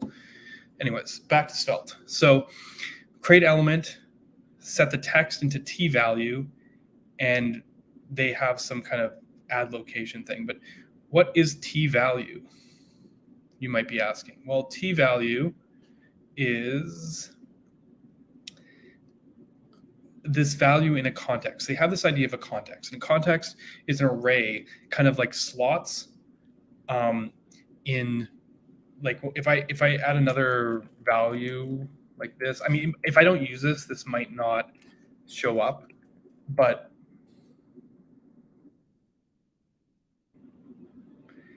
and what we should see, maybe this one isn't going to show up because we don't use it. What happens if I add it to our template?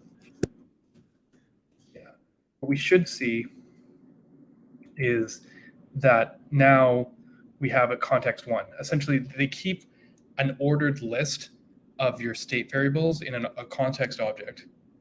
And essentially, they create the element, they set the text. So this is the create function. And then I'm trying to remember what claim does, doesn't matter. On mount, they do a bunch of the inserts. So these are like insert, like DOM insert, append insert, and then they register some event or cleanup code. Actually, if not mounted already, then we're going to add our click handler, and then they like you get a big object. This is the update function, which we're going to get into, which is the interesting thing. Because essentially what Svelte does is it breaks your component that you write like this into a bunch of class life cycles, more or less. So you have a create lifecycle, you have a mount lifecycle, and then you have an update lifecycle. And what's the update lifecycle? Well, it's a dirty check. They basically, every time it calls update, it goes, they check some kind of flag and they go, has this value changed? If this doesn't equal the new value, then call a set function. And that set function basically passes the new value in that updates it.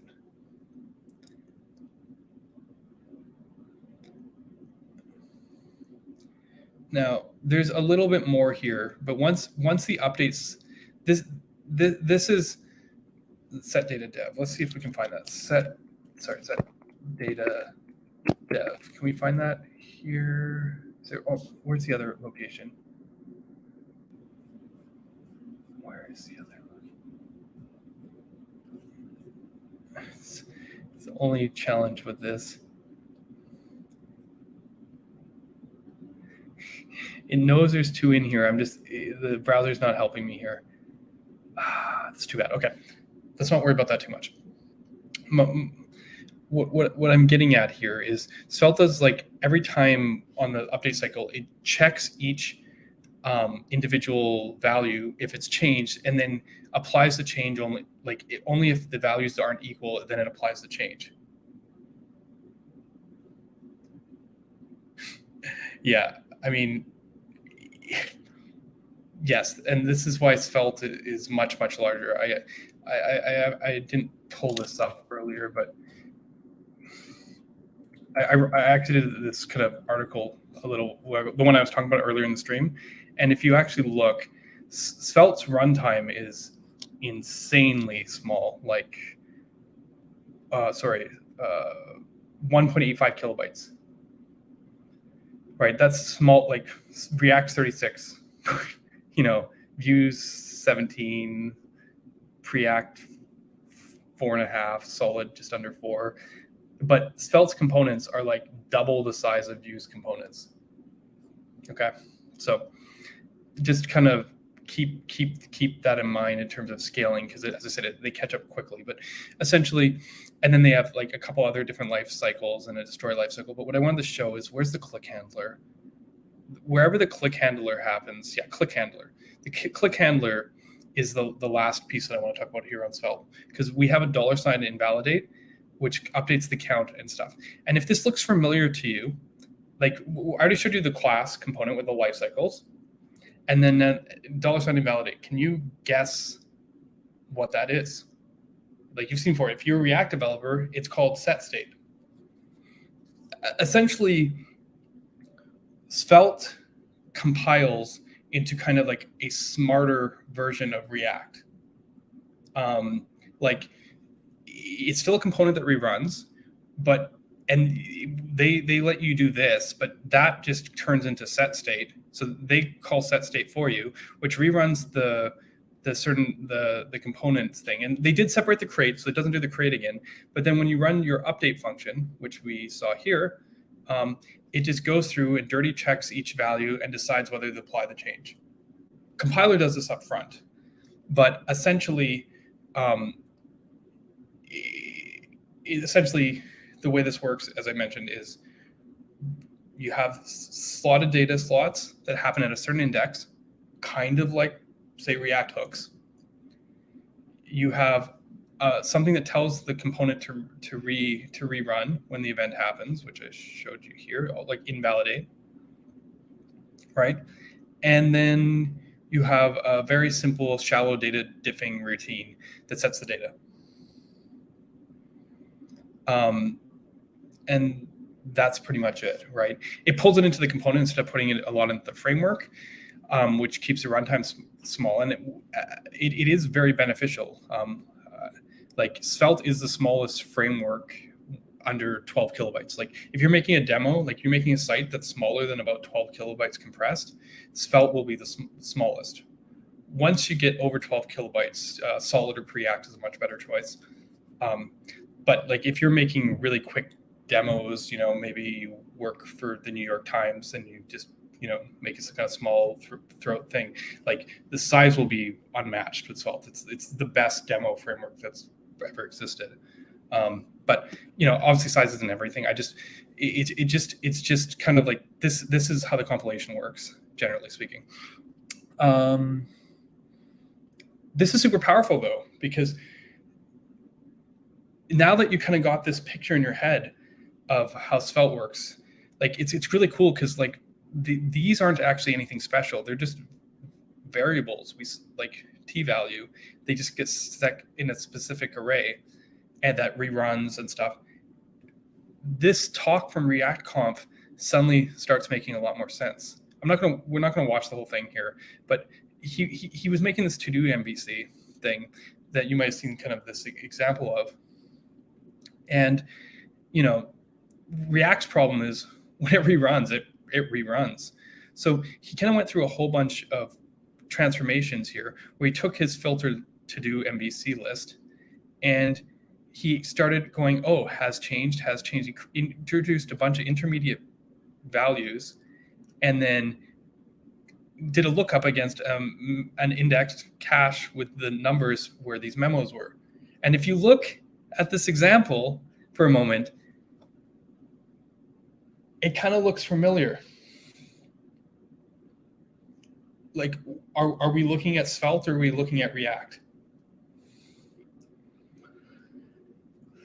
And I mean, this is kind of where the thinking is coming. You can tell it's the kind of component model here of kind of slotting in these memo for these simple dirty checks makes it kind of granular. You can still rerun whole component trees potentially, depending on the conditionals. Like, if this doesn't change, then you don't have to run the child map function or whatever. Like you don't have to update the to-dos if they haven't updated. It gives incredible power here, and this is what React's been looking at, is automating this into a compiler stage, right? Like, but essentially, it is very, very, very similar to Svelte, which I don't know if that really. People probably don't spend much time looking at the compiled output of this, or sorry, the compiled output of Svelte enough to actually kind of notice the differences or similarities. But I just kind of want to show this because the kind of big reveal here is React is considering what it would look like to do this kind of memoization. To be fair, Vue has a certain optimization like this too, but it's a little bit different. I'm not as versed with Vue, so I don't want to speak out of turn on this. But I think if we talk about template and template automation for a moment here, in terms of improving performance, and that's what this is about. This is all about performance, about not rerunning parts of your template. The key part to this, I mean, this has memos and it's part of the language piece as well, like the actual component code. But the key to this whole thing is recognizing that it's a matter of static pieces and slots. That's essentially the whole dynamic. And when people look, it doesn't. Once you look at a template in terms of being static pieces or slots, it doesn't matter how it's written, so to speak, right?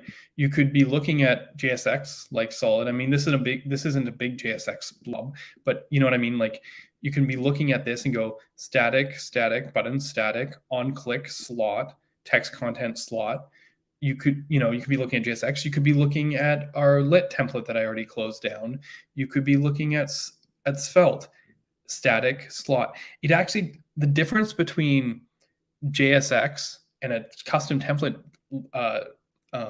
syntax is actually fairly minimal. The only actual difference is what can be inserted. This is the key difference. When you have a restricted template DSL like Svelte or whatnot, the only thing you can put here are things that could be inserted in the DOM, right?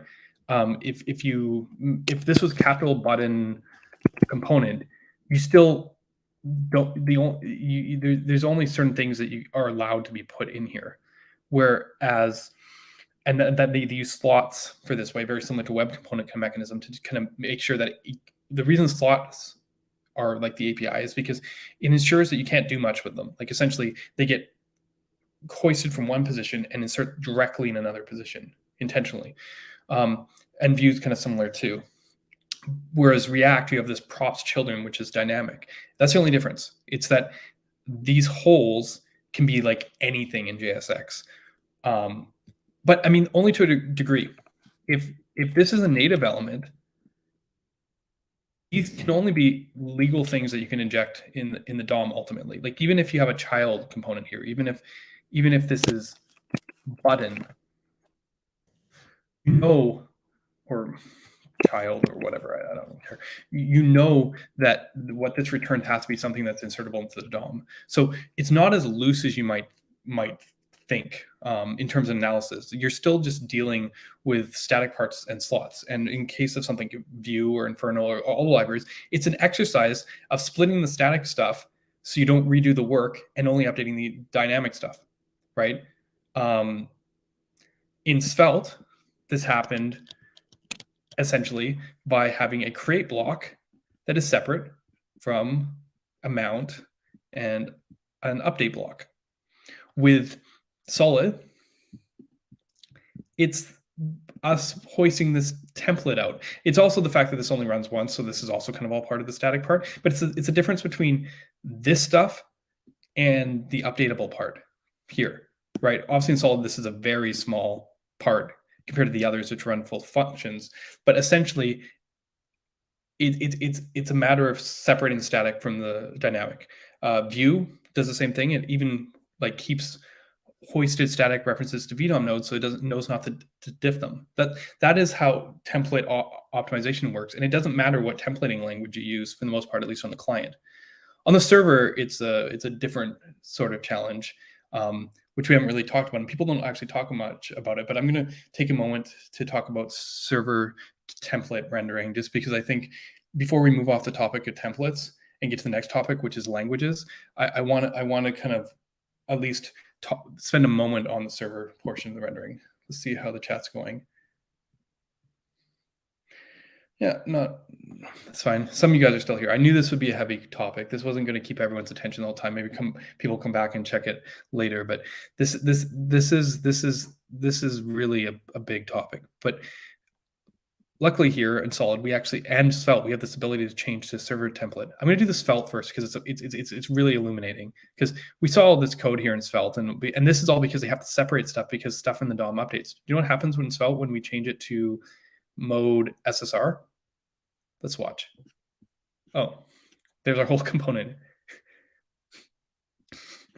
It's now back to 10 lines of code, and the reason for that is because on the server, ultimately you just have to render a string. So this just turns into a template literal where you escape the things that could possibly be escaped, and you just use normal variables. In Solid, it looks almost the same. It's kind of crazy, just the slight difference in Solid's, I guess, escape logic and stuff that causes it to be about 3 or 4 times faster than Svelte on server rendering. Because honestly, if you were looking at these two, you would think that they were the same library, essentially. But this is set up to hydrate. I don't know what the Svelte version is, but essentially, my point is that on the server side, we just turn it into strings and we escape stuff. And this might be the only place that I felt at a deficit in terms of the compilation approach, because if you can insert anything, you have to escape it. And there's certain conditions because of a more restricted templating language like Svelte or Marko or Vue, where you know not to escape it. And escaping is the most expensive part on server rendering. It's like all the time spent rendering is escaping. If you didn't have to escape and worry about like, these like cross scripting attacks or whatever, server rendering in JavaScript would be like 100 times faster. So anyway, just wanted to kind of make a note on this in terms of where the limits of template analysis might work on the pure templating side. Okay, so I'm done with templates. Let's move on. That was a long subject. And I want to talk about our next topic here, which is frameworks as a language. I think this will be more interesting to some people because we already looked a bit at Svelte and we talked a bit about templating languages. But viewing the framework as a language is it's kind of a departure from what we've been talking about so far, because most of this stuff here has been about performance optimization, eking out a little bit extra of the templating, figuring out how we can, do more with less or whatever, so to speak, right? Or maybe more in the case of Svelte because the components get quite large. But framework as a language is mostly a DX thing, right? When you look at something like Svelte, you have this like this experience here, and let's move this back. Sorry. where you can just declare normal variables and it just works. I mean, it's quite nice. And to achieve that, like we already showed that Svelte actually doesn't do anything special here, which is really cool. But that's not the case in all languages kind of approaching this. Svelte has kind of shown us how the simplicity works. The problem with an approach like Svelte like this is you don't get to export it out of the template. That's why Svelte stores exist. You can't just kind of like suddenly, there's no composition. There's no like, oh, now I want to, instead of this being stored locally, I want to use local storage state or something. Like you don't do that in Svelte, because like the reactivity is just this compile thing. As you saw, there is no actual reactivity here. It's like literally just these are just, or sorry, I'm looking at SSR, but these are literally just variables in an array, and then it's a set state call. Like it's not like a runtime reactive system where there's subscriptions and we do updates and stuff like you find in Vue or Solid. It's literally just a variable and a rerun this component call, right? It's not very reactive, but I mean, it's still reactive because it reacts to what you're doing, but it's like not. It's just like the data isn't reactive. It's just variables. So how when you can get away from the composition element, it opens a lot of doors. And I recently wrote an article on this, which was this, where was it? The quest for a reactive script. And part of this comes from looking at what frameworks have been doing to try to solve this problem of reactivity from a API standpoint, right?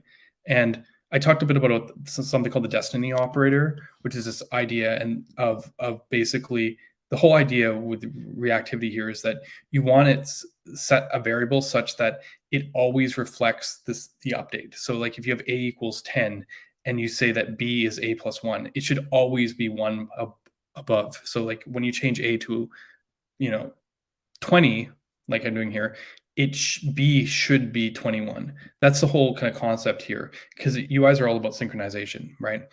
And in Svelte, you've probably seen this. It's just a $sign operator. And what this has caused is actually, in my opinion, 3 distinct separate solutions to how to treat frameworks as a language, essentially, like this approach. 2 of them are popular, 1 of them is not as popular. So I'm going to categorize them straight up. 1 of them I'm going to call is the identifier, which is this idea of marking variables as reactive, and then basically using this marking. This one is not as popular or as common as other solutions, but essentially, if you create a reactive variable and you mark it, you now know that it's reactive wherever you use it. This is just a compiler trick, though. It's really just syntactic sugar. I'm going to jump ahead to what's more common, which I'm going to call the keyword decorator labels. And this is how Svelte works, essentially, as a language. It treats all lets as our signal. And sorry, I didn't give you guys much of a preamble here, which I should have. I'm going to propose, and I've proposed this in a lot of my articles, that you can define almost any framework in terms of 3 base primitives. And those 3 base primitives are essentially state, derivations, and effects. You could, and this is obviously has been kind of like, people call it like my thesis here or whatever, but essentially, if you use this, it doesn't matter like what they're called, signals, atoms, what else do people call these things? Refs, like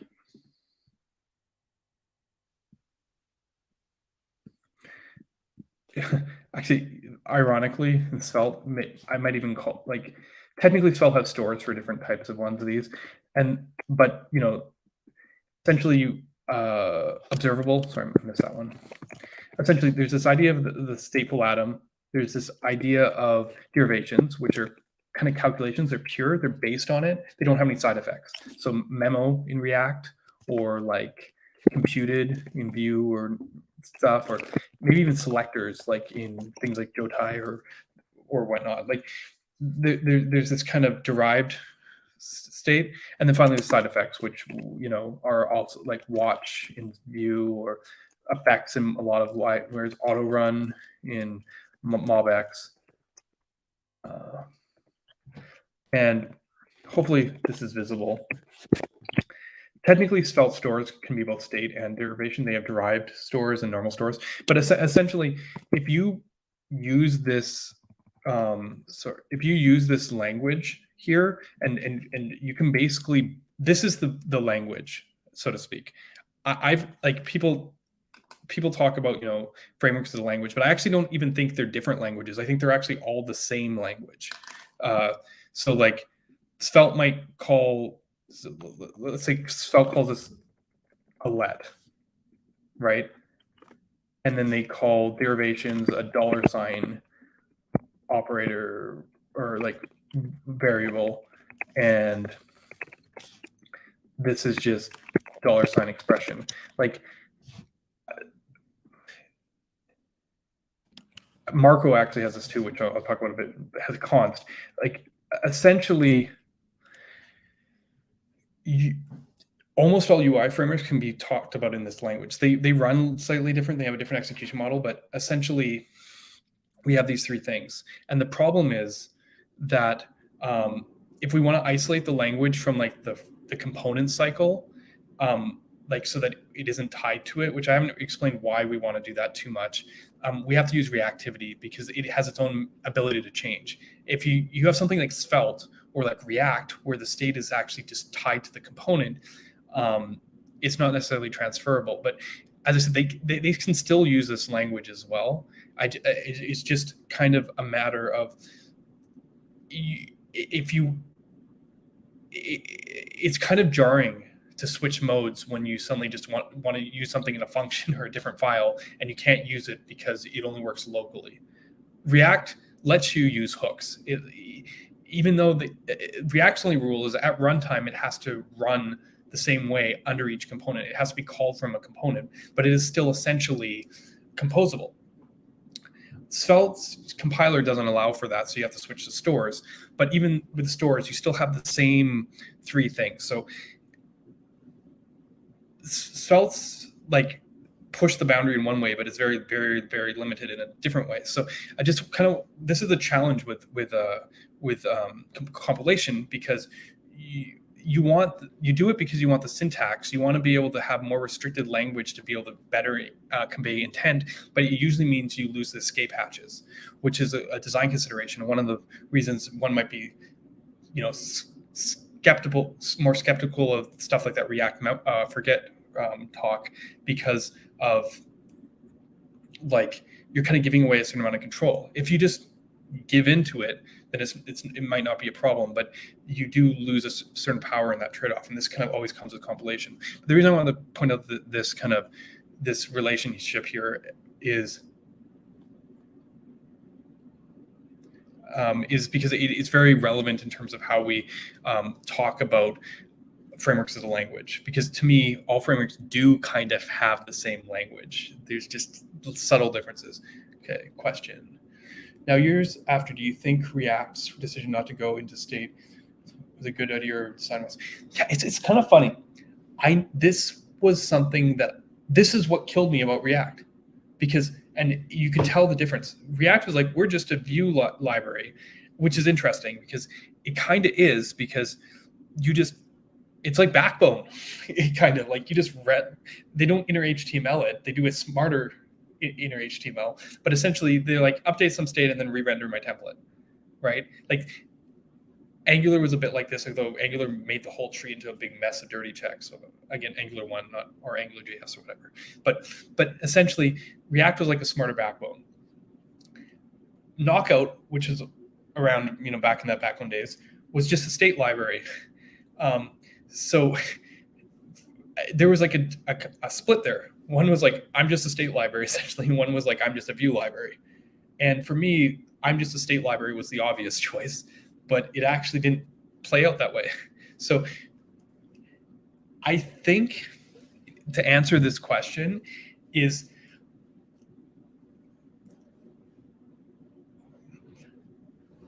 I don't know if it was a mistake. I think they wanted to leave things open and make their opinion on it. So they kind of developed stuff out. The problem is they are changing their mind about it. React, to orchestrate what they want, they have to be a state library.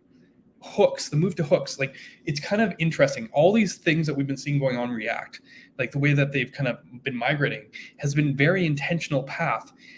They are changing what React is. This is all an incremental migration, and people have been excited along the way, which is great. But essentially, React's changing its identity over this, and hopefully people still like it when it comes out the other side. But there is this slow thing. The one thing they haven't changed though is their update model, which maybe I'll talk about a little bit later. But essentially, they are React is turning into a framework. It cares about view and it cares about state, and that might not be as comfortable. That might not be as like comfortable for people who kind of got accustomed to being just a view library. That's why there's kind of like a backlash from like the X state type side of things. They're like, oh, do we need suspense? We can just represent it, because with state you can represent anything. Solid's kind of gone to the extreme where we're just like, oh, rendering's a side effect. It's like the exact opposite mentality as React, which are like, oh, rendering's pure. Different philosophies. I'm super stoked that React is taking stuff a completely different way, because like I know that they're working on stuff and approaching problems in a completely different space, and because of that, like you learn things from that. I mean, that's me thinking in like a scientist sort of perspective, not necessarily like what I believe is better, so to speak. Yeah. The VFair backbone had models, and they made it part of their solution. React never added the models, but in a sense, early React expected you to bring the models. So the fact that they were there or not there doesn't change the equation, so to speak, to a certain degree, other than who's responsible for holding the bag in the end. So yeah, I mean that's fair enough. But my what I'm trying to get at is we've seen this language before, and attacking reactivity as a language right now, there's basically two approaches. I showed the identifier approach, but I don't think it's really viable because it's just a compiler syntactic sugar. And the two approaches we've seen is the one enforced by or done by Svelte. And this is kind of overdoing it. I'm showing a signal or state and an effect as a label. But with React, with Svelte, this is let and this is $. Like, oh, right? Like essentially this kind of labeling is the approach that they've taken to language. And while this is really powerful, the problem with this, as I mentioned, is it doesn't escape the file. You're looking for these symbols. How do you turn this symbol into a use logger or something, right? You don't.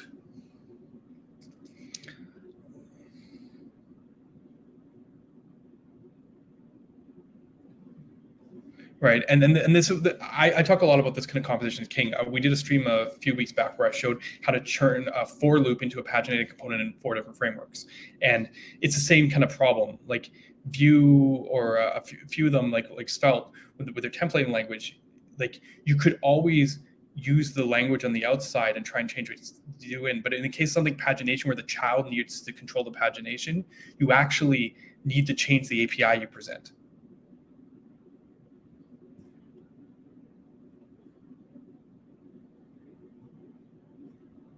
So this is a big constraint, and it's funny because when Vue introduced the sugar RFC, the V1, it was like Svelte. They just they did this. It was like ref : and this is where people kind of go to, but it has this terrible shortcoming. Whereas version 2, which I'm calling function decoration, is, and I'm using Marko here as an example, but you can see yeah, this looks a lot like Svelte, sort of. I mean, yes, there's angle brackets on the tags here, but essentially the key difference is because you know that this is a tag, you know that it's special. Like, it's not just a variable, it is this. So if you, like, the problem with this is if you want to make like use doubler or whatever, like this is a special symbol that can't change. Here, you can just rename this to a different tag. This is already doing the job of identifying for you in a universal way. It's composable because we're decorating the function call instead of decorating like instead of saying like this is a type. Instead of like this is kind of like typing it, saying like this is a reactive double value, where this is saying like doubler is essentially is a function that returns a reactive value. And view is actually doing this. See, they put the $ in the new ref sugar on here. And if this seems weird to you for a second, React is also kind of doing this. You've been typing it yourself this whole time. It's just 3 letters instead of 1 letter. It's not $ref, it's use ref. They're not using a compiler to do this, but they've actually set up the steps here. And really, this shouldn't be a surprise to anyone, right? Like, I think actually someone said this the other day, and they were like an awestruck, and I was like, oh, I thought that was kind of obvious. That's why they made the decision with hooks a few years ago. But I guess that's why we're doing the stream, because it isn't maybe obvious. In a sense, if React really wanted to, they've been telling you all to use and use it conventionally, very strong, because of this $ thing. And to be fair, in hindsight with Solid, I might have keyed in on that a little earlier, but the problem is I was already using these reactive primitives before React hooks came out, so I didn't think of standardizing on a convention here. But from a compiler's perspective, you know, having this makes all the difference in terms of composability. If you put it on the label, it's not transferable. If you put it on here, it is. Whether it's a tag, whether it's a symbol, this is the way you solve composition in a compiled language, at least right now. I offered a third solution in this article, or fourth solution technically, and I don't know if we'll ever get there. But it was what if it was the other way around, essentially? Like if everything was the $ by default instead of the other way around, we could have something that looked like Svelte and just always updated. But I think that needs to be proven, and it's a whole other craziness. But I just wanted to kind of point out that this thinking as a language is actually been converging on this function as a decoration thing, right? Not sure. I probably don't still have Dylan in the chat. I'm trying to. There's what is it? I want to see if I can do it.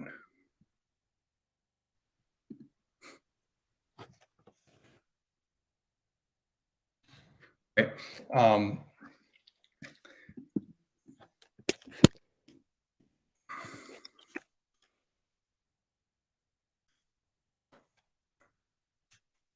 Right.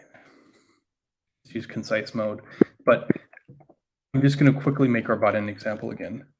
When I open, Dylan's still here. I'm just going to use our button example in Marko and kind of show what I'm talking about. But in a sense, what is her now? Marko is a funny language because of the fact that it's markup. It is literally like you can't write less code than it. It's basically impossible. And because Marko's taken a different extreme, instead of trying to Svelte's like, we'll try and make it look as much like JavaScript as we possibly could. There we go. Counter Marko is like, we're going to add exactly the syntax we need to do the job. So there's no framework out there that writes less code than Marko. And if anyone actually comes and does it, we go, oh, I don't know if people remember, there's something called Pug. And in Pug, or originally Jade, white space mattered, right? And in a white space matters framework, Why did I do that wrong? Space. Oh. All right. The white space matters framework. This example is not great. You can write even less code, right? I think some people were saying like, oh, the sweet spot is if you do this, but I just wanted to show off this kind of cool language for a second because, again, it's funny, but this slash denotes essentially that it's a tag, and like essentially it allows the same kind of advantage as something like ref sugar in Vue, essentially, and can compile like this. But I just wanted to kind of talk about this kind of convergence of language, because with Marko, what we've chosen to do is we use let for our state and we use const for our derivation. So if you wanted to make it double count, double equals what, x times 2, and then if I put double in here instead, whatever, right? Weird language for some people, but I think once you start using it, you realize like just how concise it is. But yeah, this is kind of the language conversation that's been going on, and it's the second kind of part of why about the React memo conversation we saw going on, because essentially with their whole React forget thing, they wanted to get rid of having to call memo to do this, right? Because the problem with React is the whole thing reruns. So like you kind of having to worry about when to memo stuff or use callback is really awkward. Can't the compiler help us? And the answer is mostly yes, if you can kind of trace where things are being used.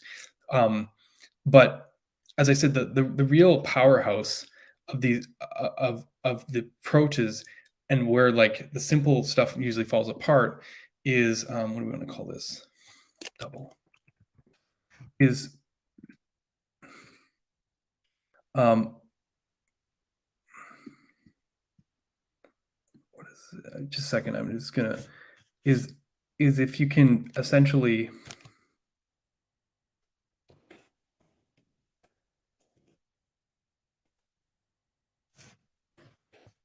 use this example. Hoping I'm doing this right. It's been a little bit. Is I guess I didn't need to use tags here. I could have used concise mode if people are into that. Is retaining that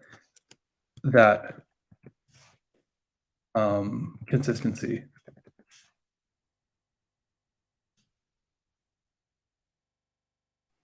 What am I doing wrong? Double. You know what? Let's just do this just in case. See if Dylan can tell me what I'm doing wrong. If just in case.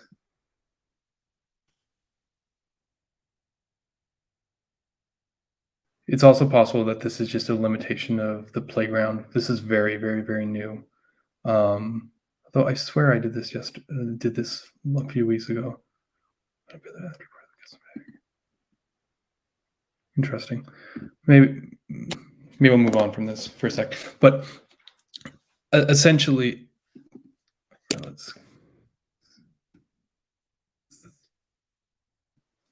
I think I might actually be.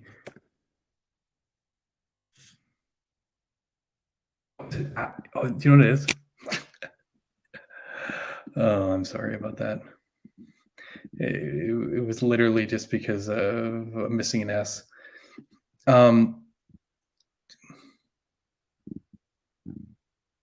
Yeah. How bad am I botching this, Dylan? Atcher's restructure.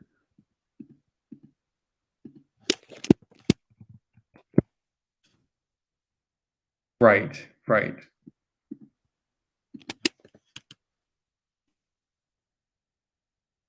It's because of sorry, silly me. I probably could have written this in a shorter form. This is basically like the props object, and you can alias it. And then here, my whole point is that composition is still alive here, even with a compiled approach, essentially, right? Like we can just change the keyword because we know it. This is like the use hook. This is basically what I wanted to kind of show. But that's kind of like the baseline for today, right? What gets more interesting, obviously, is that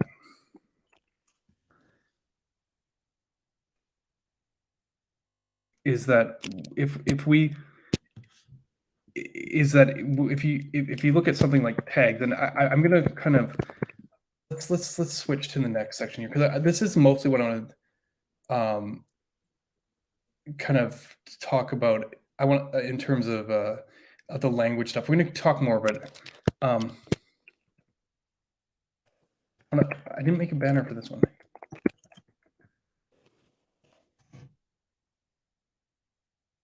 Second. Taking compilation further. Let's kind of go into this section. I want to talk a bit more about doing more with it. We talked about server-side rendering. We talked about templates. We're talking about this offering this kind of nice composable language thing. Like, where does this lead us, right? One of the cool things that I like to kind of show off about this is if we can, I'm going to forget about double for a minute. If we can, and let's just,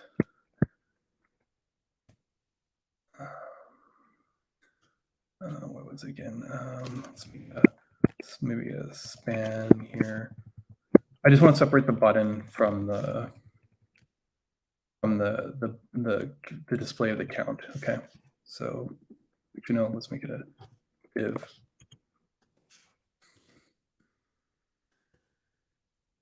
Is maybe if you've been seeing how we can, with things like React, break things into really small components, right? That's super powerful.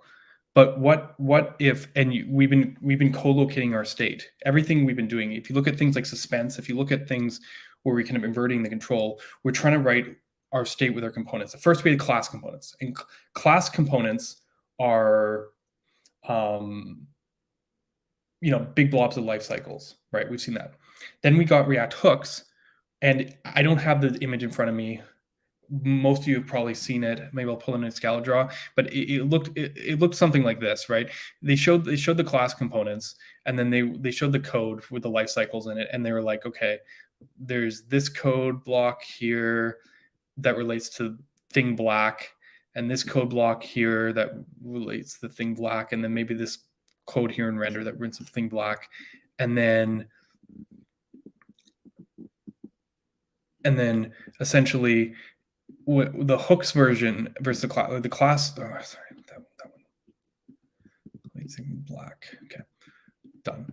Now maybe thing purple that goes here, and then thing purple that goes. I mean, you guys can tell me if you've seen this example before. You know what I'm talking about. But this was kind of very popular example after React hooks came out, that you could, and let's add maybe a turquoise thing here that happens here only, and maybe down here too. That the class component looked something like this, and then the hook component was like, and sorry, purple, and then turquoise. Hook component was like this, and you're like which one would you prefer? Essentially, one where the logic is spread through these life cycles, or one where all the stuff comes together. But the challenge is the granularity of this change, because sure, the class lifecycle was a pain, but when you got here, what if you wanted to split this up even more? Like, what if this component gets too big? You now have to take code from here, take code from here, take code from here, and make that into your new component. essentially. You have to chop it from a bunch of different places to extract it out into a different component. So one cool area of research that I want to mention here is in Marko. This isn't necessarily the case, right? Because essentially, if you had a component that showed a counter and say had some state that was like show equals true, and actually I'm trying to think of the best example here to do this, but like you pretend you have this counter component, right? And then like a requirement comes in that says, hey, I need to decide if this should be visible now, like a new prop comes in. Well, with Marko, what you can just do, for example, and this is one cool thing, is essentially go like this. Suddenly, I don't know if you've ever done this with React before, but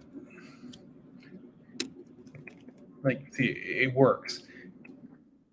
If you suddenly have to add a new state to toggle like what you're showing, you have to add it to a whole bunch of different stuff. There's like, what if these things have their own life cycle in it? This all gets handled granularly. Simply, like, this state actually gets created inside this if only if show is true.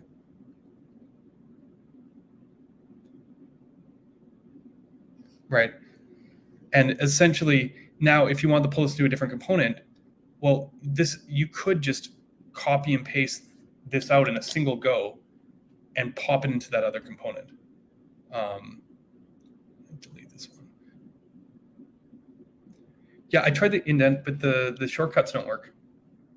This must not be Monaco. But yeah, sorry.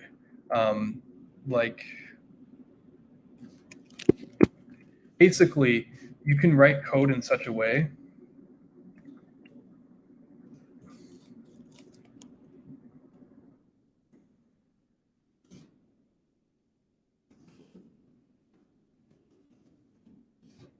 that it's so co-located that you can literally just pull it out as you want it.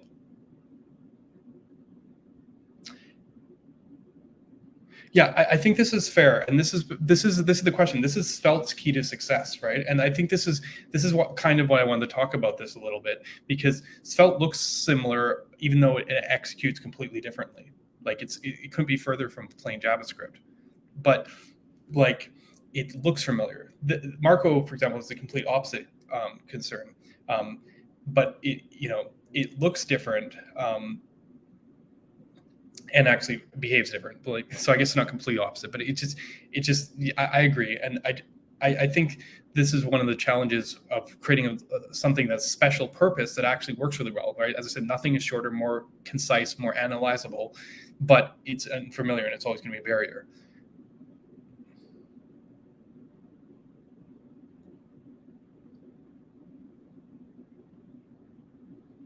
Can you explain a little bit more? The reason I was using the if and lets and just like let you drop them in here.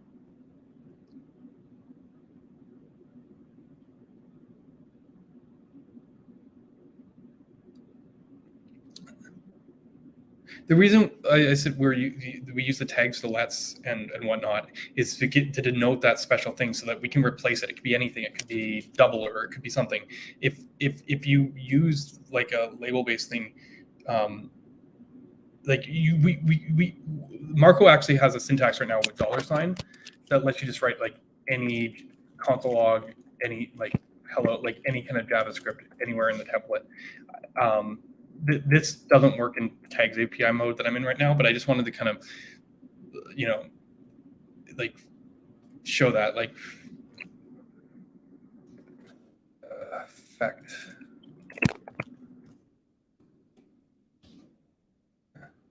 This is how you write an effect, but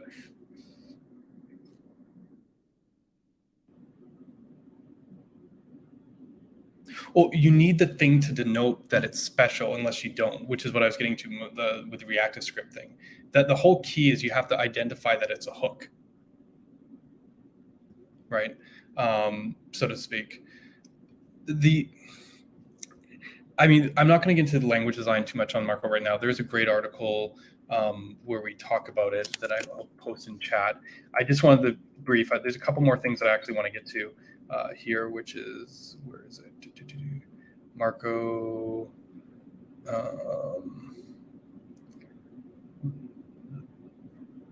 Billing.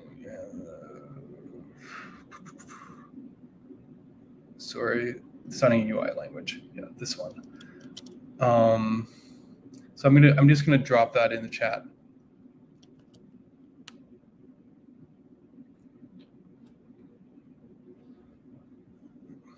But essentially, you can write your own let tag and whatnot.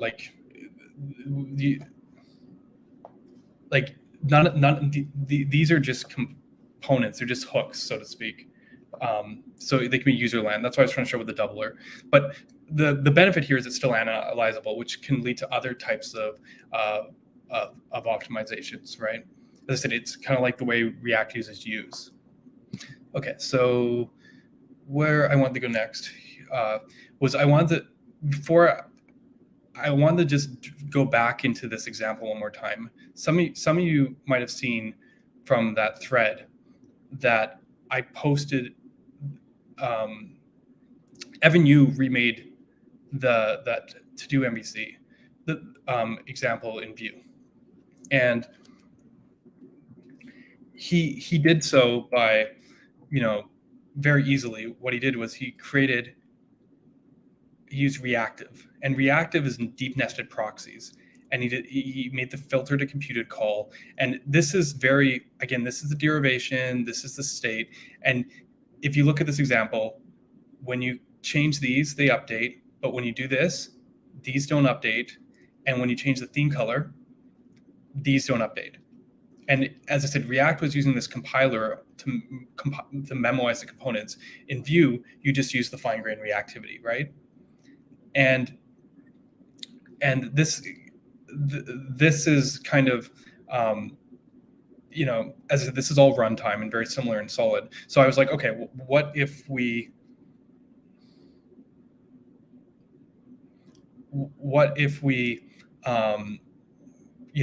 did the same example in Solid? And sorry, I'm glad that the conversation you guys kind of got there.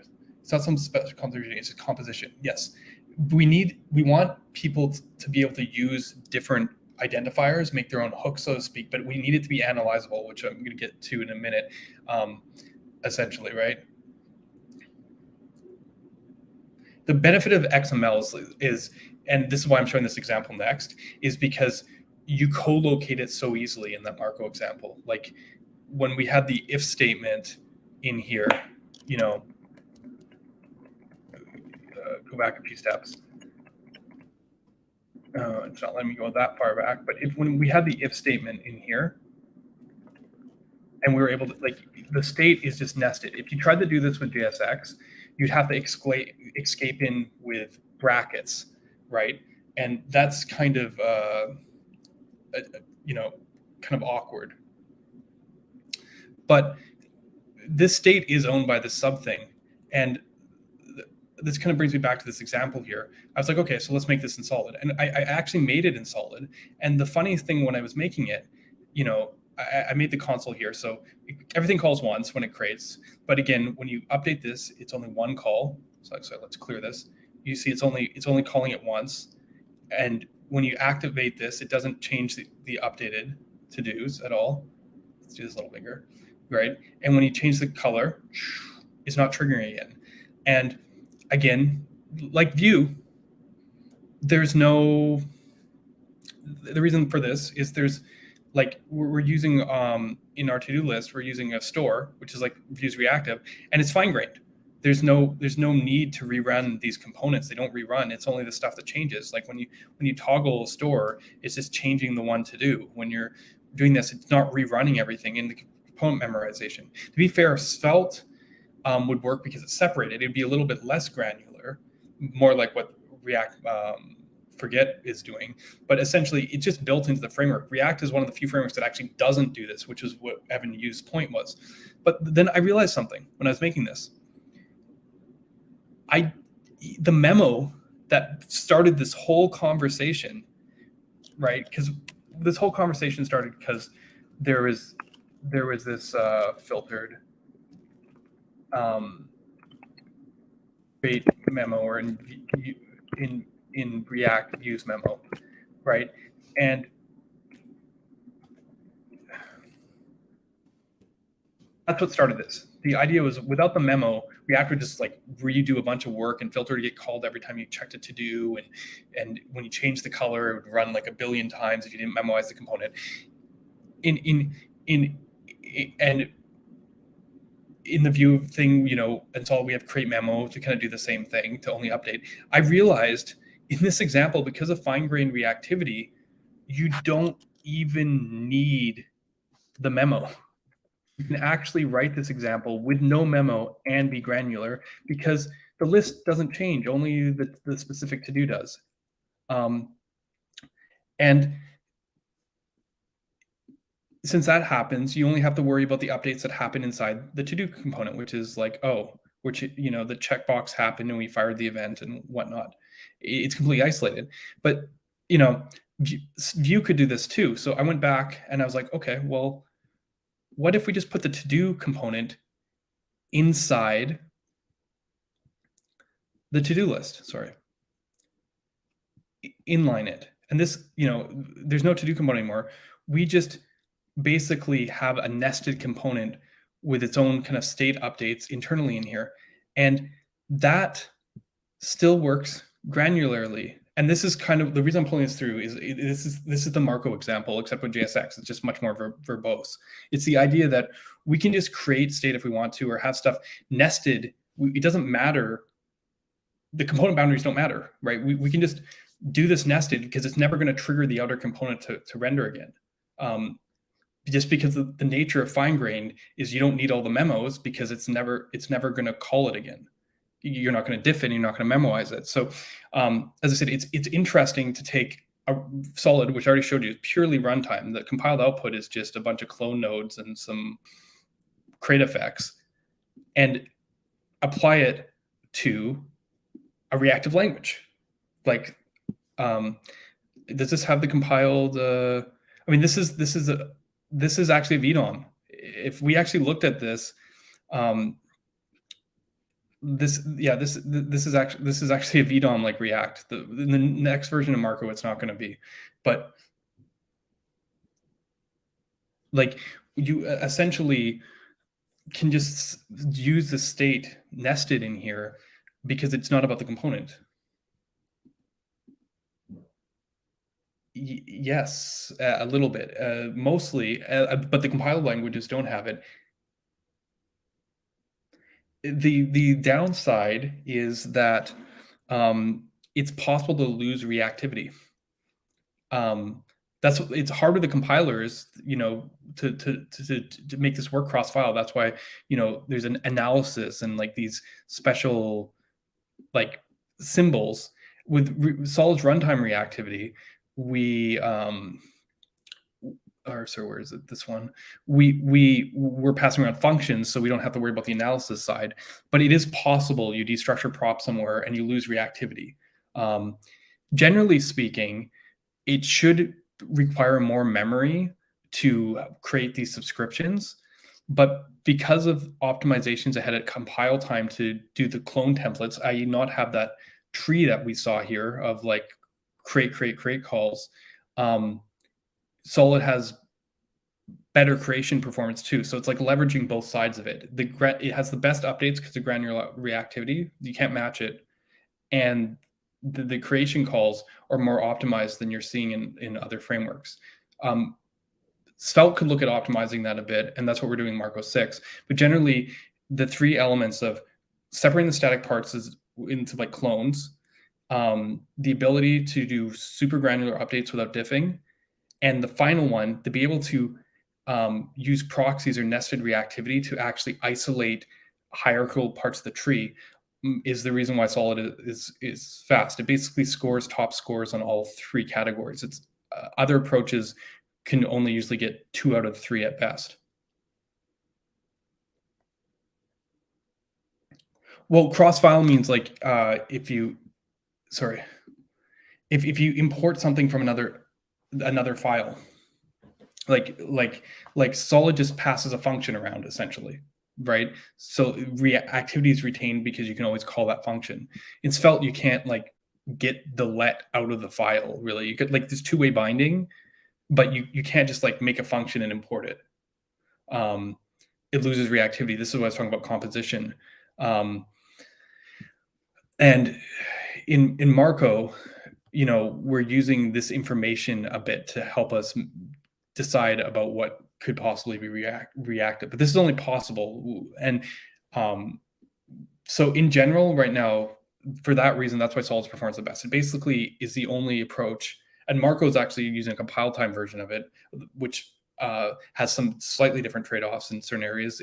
It doesn't have the proxies, so the nested reactivity has a slightly bigger overhead. But essentially, it's that trifecta is why the performance is almost always better. Like in many cases, you don't need to think about create memo unless something's like really expensive. Like unless you're like, okay, this is like going to take some time because it's just built that way by design. Oh yeah.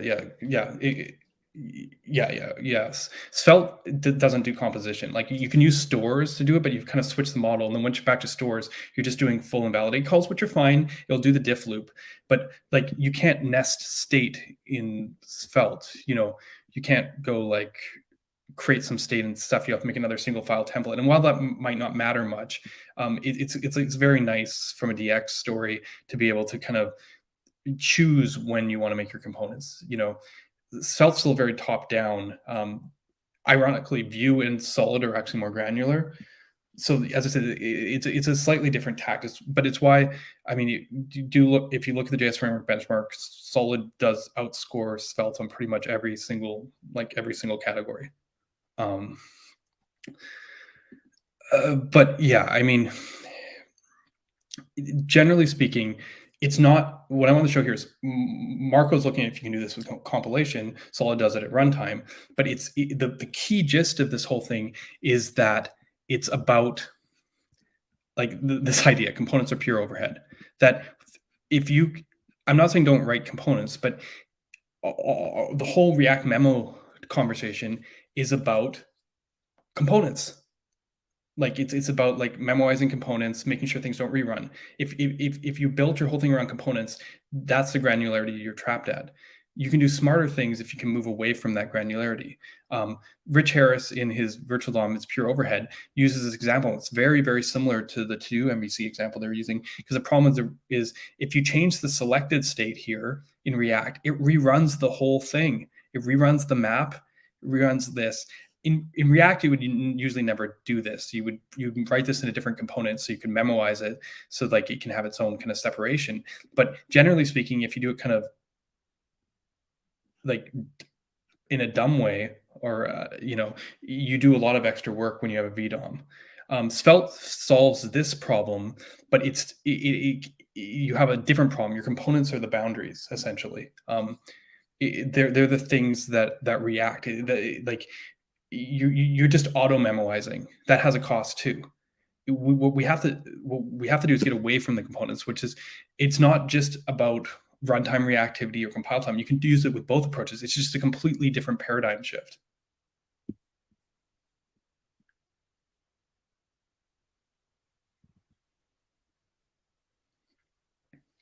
Yeah. So anyways, I'm going to move on from this to kind of showing what else we can do with compilation here.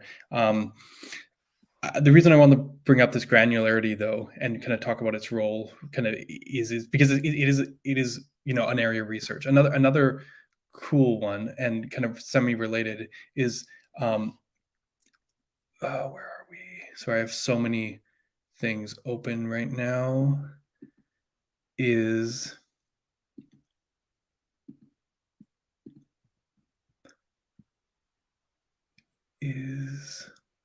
yes. Sorry, it's not open here. I have it here.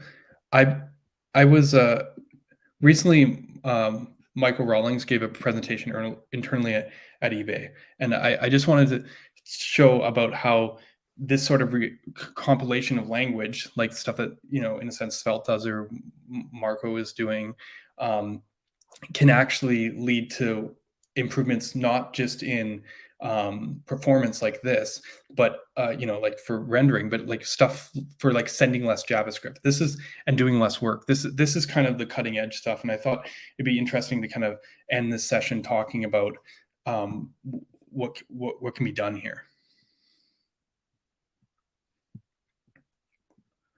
Okay, there's a question here about this thing. DevOps is trickier because it's not exactly top-down execution. Yeah, the interesting thing is with a declarative system, in theory, you only need to debug the imperative escape hatches, in theory, unless there's a bug in the library. Because it's like, how does one debug HTML? Like, would you debug HTML? Like, you might debug where you update a value or like set something on an attribute or something, but you don't debug the HTML itself. And declarative stuff is kind of an extension of that, right? The derivations and the execution get a little bit more complicated for sure, but yeah, I don't know if it's any more complicated than hook rules, right? You just need good tools behind it. Okay, so let's talk about hydration for a moment. In most frameworks, if the process of hydration is like basically you render something on the server and then you have to bootstrap it so that the JavaScript works when it starts up. And in most frameworks, what that means is you basically find where the HTML is, like where the component is in the HTML, re-render that component essentially, like run through its code, initialize everything, compared what was rendered to what the server was and attached event listener. This is how it works in a VDOM library, at least, essentially. You basically compare what was rendered previously and then attach it. But what if with a compiler, you could just find that button and add the event listener and not do any of this diffing work? And that's sort of what we've been looking at using the analysis for. This counter should look kind of familiar. I just made it in the Marko REPL, but we're setting a count and we're clicking upgrading it. We've seen this code all night. But one cool thing with compiler analysis is this is what compiles do right now. And you might be looking at this and going, whew, that's a lot of code, right? You saw the solid and the HyperScript ones were really small. This is still way less code than Svelte. Svelte, our counter was like 3 pages or something, but it is, and this also doesn't resemble what we originally wrote. But what I wanted to kind of lay this out for you is, look, we have our template, which we clone, which is the same as solid, which we talked about. Don't worry about this walk array. It's encoded traversal of the nodes to find them. In solid, we had all those template.first element. You might have noticed like L.firstChild. Instead of like writing it out and just walking it, Marko here is essentially encoding it into a string that gets called. Don't worry.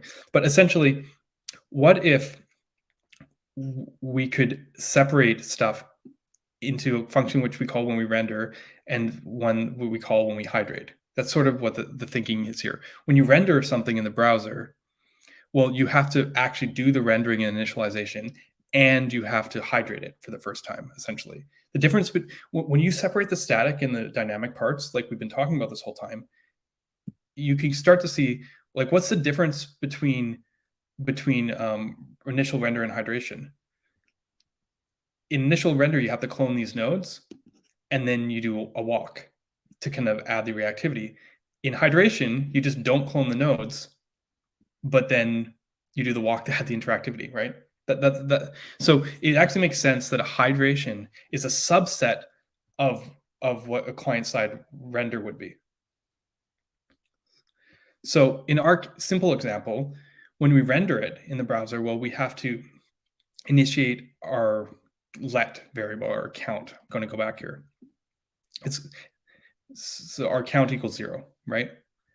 This is like the hook, let's say. Then we call hydrate, and then hydrate adds our button handler. But yeah, what does render count do? Well, render count, it sets the value that we passed in. And the reason it's an if is because this write statement returns a dirty check, kind of like what we've seen with React Forget and with Svelte. And then if it fails the dirty check, then it calls a data function, which is setting it's actually just like Svelte. You saw how there was like element and data. It's just calling, it's a wrapper over the DOM thing. This is just like text node set data. And then don't worry too much about this. This is just the index. Like in Svelte, we saw those zeros and ones and stuff for where the index is in the context. This is just an index and we're setting it the value. And then the click handler,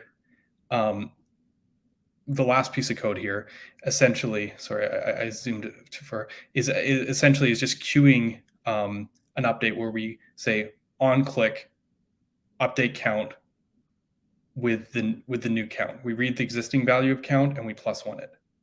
Now, this essentially is what this component converts into, essentially. It still has the parts. We just separated it into a bunch of different parts. Now, what happens if we server rendered it and we know that this will never render again in the browser? Like it will never be client rendered. Well, suddenly we don't need all this. We don't need the render code. We don't need the template. We don't, we don't need these walks here. And we don't need the main export. If you look here, there's an export that exported like our component. All we need is the hydrate function, the render count, and the click handler. Because we'll just call hydrate, and instead of setting this up for the first time, instead of like writing and doing the diffing and kind of setting up our data, we just know that all we need to do is add an event handler. And this event handler will call this when it updates. Essentially, we skip this initialization code. And you might think, okay, well, that's not much, but when it's actually minified, we just actually reduce the size of our component by half. Like this big verbose component minifies to this whole thing. And the gray sections we saw here, the stuff that we cut out, is actually the large part, like the template. Like this is a small template. This is just a div with a button. But picture has some rich HTML or some more stuff.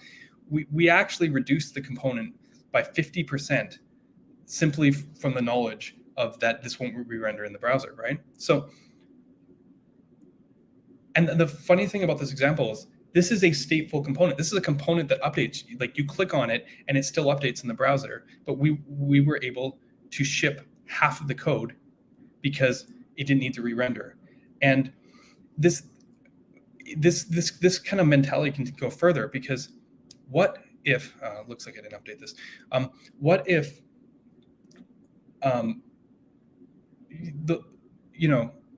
sorry, I didn't actually explain this part well, but what if this component had no props, so we didn't see it? But what if each input, like each prop, was actually just written as its own function here, essentially beside this, and the parent could import them based on whether it knew whether it called it with stateful or static data? Because if it's static, we know that we don't have to do any work. Essentially, and I hope I'm kind of botching this part of the explanation a bit, is through using compiler analysis, by knowing what is stateful in here, what needs to be set up for render, what needs to be set up for hydration. When this node is processed from a child perspective, we can provide the metadata for the parent to make the decision of what part of that component to import. And if the parent knows at runtime, or sorry, not at runtime, sorry, if the parent knows based on the data that it has that it won't be dynamic, it can just not import that part of the component, maybe whole subtrees. And if the impact, and the way we can do this is that because of this component syntax, because of the analysis of like this is a variable, this is a hook, we can go, oh, this is stateful. This could change. We can actually trace and see that count was changed within this local scope, for example. So because we know what's stateful, we have the ability to make the decisions throughout the tree of what code could possibly change versus not possibly change, and just shave off huge amounts of code. Like, not only not send out components which are mostly static, like a header or footer that never changes, but actually take a stateful component and split its code. Like, this is a small component. Picture a more complex component, maybe in half, maybe to a third, all through using the same kind of ability of analyzing it. So yeah, this is the experiment we're kind of been doing with Marko, is essentially compiling stuff like the reactive graph into a series of separate topological sorted functions, like, so that everything is granular, almost like the execution is solid, but without any subscriptions. I don't know if that makes sense to people. It's pretty complicated, but I just wanted to kind of show at the edge what kind of powerful things can be done if you embrace the language or embrace the ability to do this kind of identification. You could basically, there's been a lot of talk, and I talked about at the beginning, like with Remix, where they're like, oh, you just turn off the JavaScript. But with an approach like this, you could not turn off the JavaScript and still not shift most of the code to the browser. Quick is kind of like a different version of this, but with Quick, you're doing lazy loading based on interaction. This is the compiler knows up front. Yeah. What I'm getting at is when it does a run, the child can basically know enough about itself to inform the parent, and then the parent can look at what it provides to make that decision. And it can go all up the tree to basically prune out anything that can't update in the browser automatically. And Marko, for example, is used mostly for multi-page apps where you navigate actually takes you to a new page. So you can actually make that assumption for like pretty much everything on the page. You can just like look at it and be like, oh, like you could put a for loop component, something that's dynamic, and be like, oh, but this data only gets fetched once on the server and it never gets updated. Don't need to send the for loop to the browser. Don't need to send the data to the browser. Right? Like, you kind of solve the double hydration problem when you have this kind of ability to analyze based on statefulness. And this is possible because you're using a clearly defined language, essentially, to know what's stateful, and you have composition, because things like the for loops or whatnot, like, they're all part of the same composable library. So like, this is sort of like an extreme of it. And a reason I was giving some of the examples I've been giving towards the end here is because, in my opinion, there's a lot of different techniques we're going to see a lot of the same techniques being applied in different places as ways of optimizing. I talked about the separation of the static pieces from the dynamic pieces, talked about, ability to do nested, like there's different types of analysis and stuff that we can apply the problem. But the interesting part is, I think there's going to be a paradigm question of whether the component top-down model is preferable compared to the fine-grained thing. I think that's actually where the difference is. And it's not really obvious to people now because they kind of just look at stuff and just go, oh, I just wrote some statement and updates. But this is like a very kind of interesting thing when you consider that if, like, with reactive language, you have this ability with the fine-grained stuff to actually do this type of analysis, right? Where in a top-down system, it's innately top-down. You can memoize, but you can't like not run it, right? Like, this is kind of an extreme, right? When in our example with Solid, I was saying like we didn't need the memoize because it would just know that only run that subsection, rather than have to rerun and then just shortcut out the way Svelte or React Forgets does. This is extreme. On the compiler side, you can go, well, actually, if it never runs, then we don't even need that code, right? And that's sort of the interesting thing. So when we saw React Forget, we were like, we know Marko 6 is heading this way, which is, as I said, kind of completely beyond that. But we actually implemented something very similar to React Forget when we did the tags API. This demo that we've been playing with here that does this nested memoization is actually doing something very similar to React Forget, because this is a top-down VDOM like React, but it's behaving like a fine-grained library. And that's the proof, in my opinion, to show that you can take this paradigm of fine-grained, like we find in Solid or in this compiled thing with Marko, and literally apply it to any sort of technology or framework without a breaking. You can't say that about React's execution model. It's the reason why they've had no luck with like compilers. It's not like the way they're looking at compilers now is like optimizing to fit their workflow, but they can't like they couldn't remove the VDOM. There's this talk about VDOMs just implementation detail. Well, in React, it's not just an implementation detail. They're kind of like their model is based on it. Even if they transcend to a language, they would have to change the semantics, and maybe that's the long-term plan for them. But as long as they're thinking top down, that's what they have. It's just a bunch of memoization. There isn't a problem with it. Like, we're getting into the weeds here a little bit, but I just wanted to kind of mention that like there are repercussions.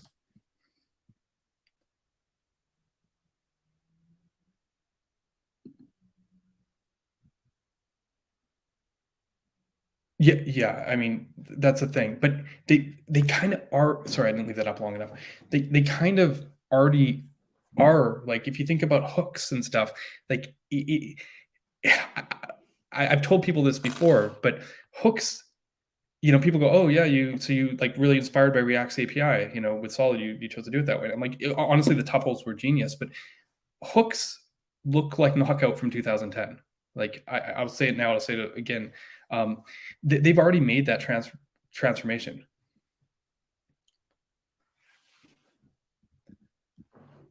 Yeah, and that's the funny thing. What's the simplest solution? This is kind of the fun part, right?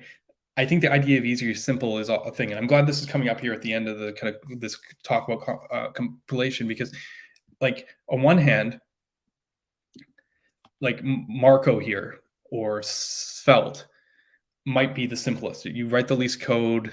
I mean, maybe the syntax is too much. Like, for some people, maybe that's like too much of a barrier. But you go like, here's show, X, you update it, you just write something like this. But we've already seen it. Marko's stuff's actually fairly traceable, but we've already seen with Svelte what like you get a class component, you get something kind of already out there. Yeah, sorry. React Forget is this talk that they did at React Conf, and it's React without a memo. I'm sorry. I showed this for the to-do MVC example, but essentially, this is the compiler experiment that they're doing here. It's an interesting name because they're kind of playing on the whole idea of memo or memorizing. The only unfortunate part about this, and this has already come up in a few places I've seen, is some people just reverse the name. Someone responded to my tweet. They're like, React Forget React. So,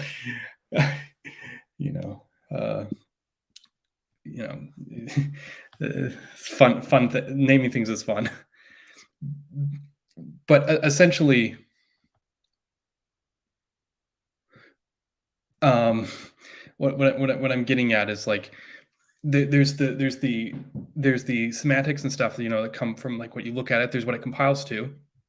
As I mentioned, the Marko 6 compilation is a lot simpler, but HyperScript or Solid's output, sorry, not in this example, this one is very transparent. This is a different type of simple. Like, the fact like that what you would write is what you would write is like a different type of simple. So I think it depends on what you value, and that's the biggest thing here. There's a lot of syntactual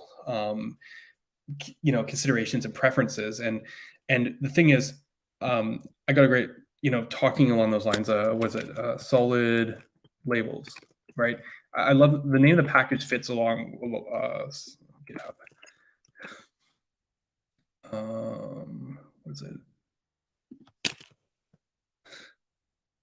Babel plugin solid labels. Check out this project here. This is solid, right? But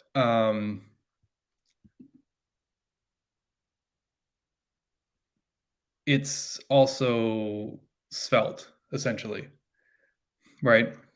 Let count. I mean, I don't know about the naming here exactly, but essentially, effect label is an effect, and actually, the creator of this library has actually been working on a solid FSC, which is interesting. Oh, this isn't. I hate when this happens. When you open the repo and it's not the repo. It basically, yeah, here it is. It essentially looks like a cross between Astro and like Svelte. So you are sort of view refs. You go let count equals $signal, and then effect does this effect, and then underneath the dash you can just write JSX, for example. So the reason I'm bringing this up is I think there's a question to be asked. Swix said that language servers were the new framework. You know, and you know, this is the thing, right? One way to describe it is you need to forget JavaScript to learn a language. It's one step, yeah. When it's not a problem, right? Yeah, and I mean, people are going to have different preferences here. What I was getting at is like some people prefer this kind of like minimized thing. I mean, this isn't quite Svelte because they wanted to call out, but if you think about it, if the author of this library was fine making all lets into signals, which has a performance implication, right? Svelte's approach does have implications. It's reduced because they don't have a runtime reactive system, but you know, maybe with smart analysis, you can see if something ever updated to make it a signal or if it was ever tracked or something. But, you know, and we are doing that basically with Marko. So, and doing it cross files. So, I mean, it is possible. My point is, you're already there. Like, even if you get rid of this $ signal, it's not JavaScript anymore, but you could fool people. And as I said, maybe that's enough. Svelte's kind of angles to kind of like I don't think it's deceptive. They're not trying to be hard. They want to make things easy. Like they're not trying to like trick you, but like it is a bit of a trick. Like it goes, oh, I just said count and it just updates. So in the $sign, but like you've completely changed how it operated. And you know, people just don't realize that. So that's how they skip that first step. But essentially, like there's what I'm trying to get at is a couple of schools of thought here. Like you can attack this different ways. You know, Swix says, you know, the language is the framework. Yeah, yeah. I think it's valid too. That's why I actually wrote that reactive script article, because I was like, can we fool people even more? Like, can we get composition in Svelte? That was essentially what that article was. I was interested in for Solid's case too, but I'm like, could we write a Svelte like API that actually like wasn't very limited the way Svelte? Like, I think composition's a non-starter. It's the reason I think React exists today because of its composition model. Like, people didn't even like it that much at first, you know, but like it won people over because of its adaptability, not its flexibility, but its adaptability, just because you can compose and build stuff how you want it. Right.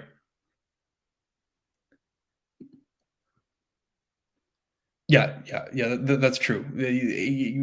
What's nice about Marko is because of the separate syntax, it's very distinct when you're in JavaScript land and when you're not. One of the problems with my reactive script idea is it all looks like JavaScript, so the back and forth is not less clear. And in Svelte, it's like that too. You're kind of like you're in the $sign, so you're in special zone, but it's like there's other rules that carry outside the $signs because lets are also like it blurs the line. So there's benefits to having the clear separation.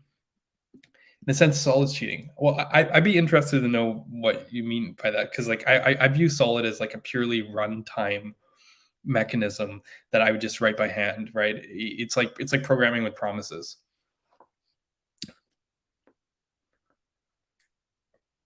right? So like, yeah, there's syntax considerations, but the thing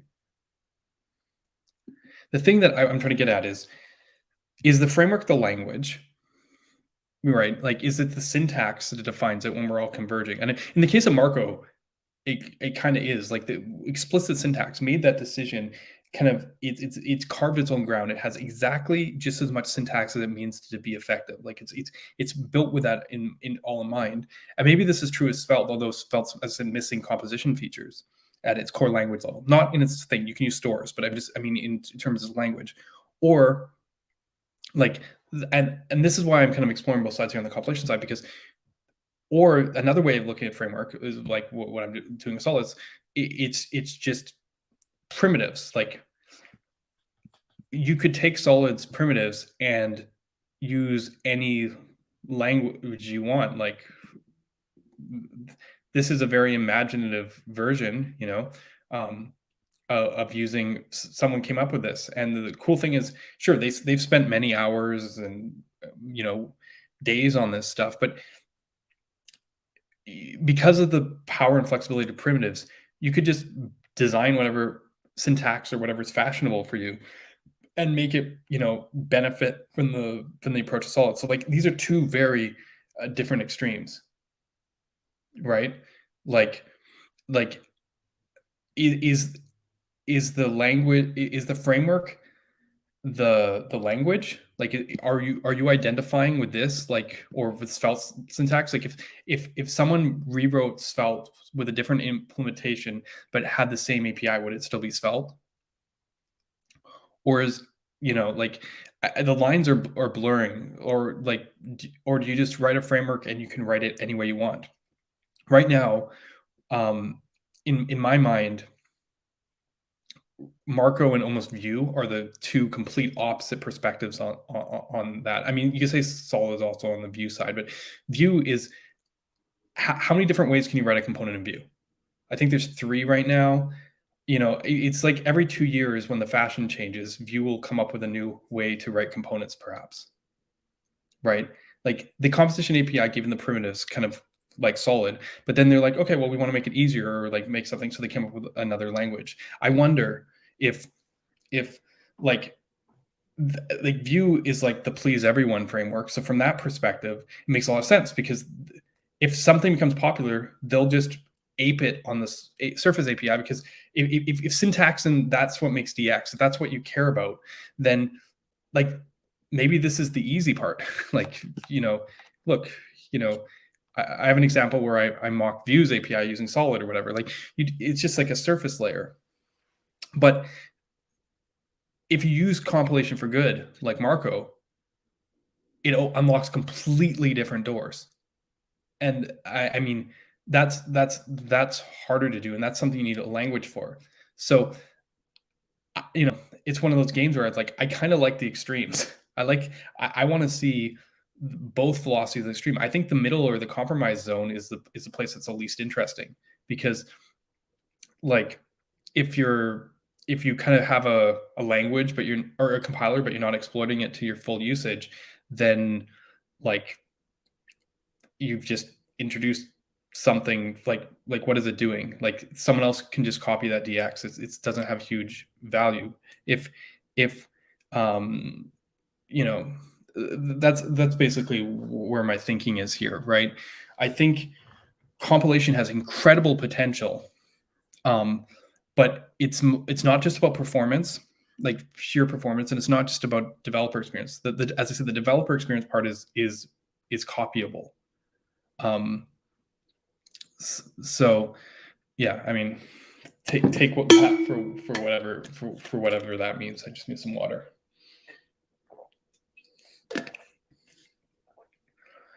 It's interesting because, as I said, this React memo thing's happening because people are calling for it.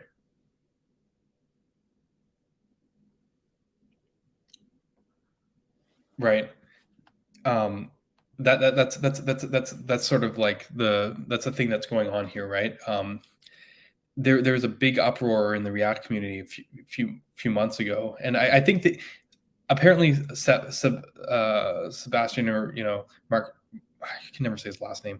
He's been thinking about this for a while, and I don't blame him. I've been thinking about this myself for a while too, because you're kind of like, well, maybe a compiler kind of solves it. It's one of those things where how hard are you fighting your model to kind of do it?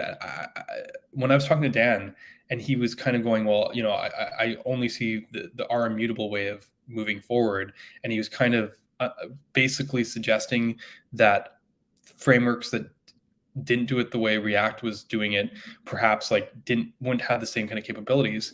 I just go, no, like you can take a very different technical solution and kind of force it into where you want it to be on the edges. You kind of shim the gaps, so to speak, right? Like this stuff, like the React forget, and even like the hook rules and all that is really trying hard to force something that is a little bit unnatural on top of React, like on top of that model, and they're finding ways to balance it and for it to make sense. And a lot of my work with Solid was like that, like using the JSX and stuff. I love JSX because it's completely transferable. You can just take a snippet of it and move it around. It's composable, but that's unusual for a reactive framework. And I think this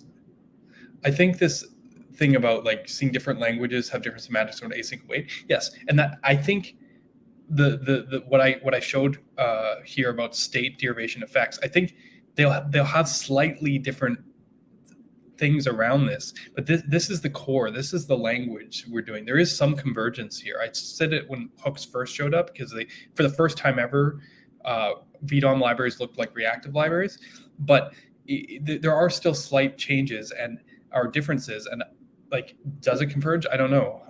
There's a lot of different experimentation going on.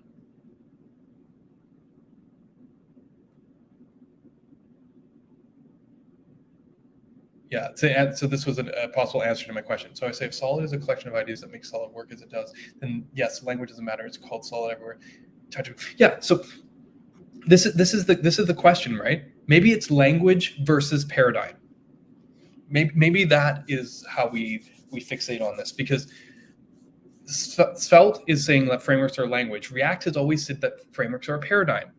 They're like a collection of best practices.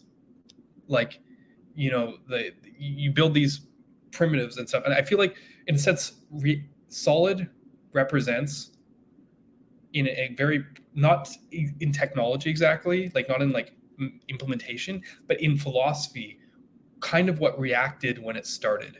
Like that kind of mentality towards just a library kind of thing, and that kind of like purity in terms of not having to walk these harder compromises, because it's newer, let's face it. It gives it a lot of the same qualities that React had back in 2014 or 2015. That's what kind of makes it exciting. And the idea is it's just reactivity. It's the paradigm. You can model anything with it. And that's a very different idea than it's a language that can be implemented anyway. I think that perhaps is the convergence point, or like is the like this versus that.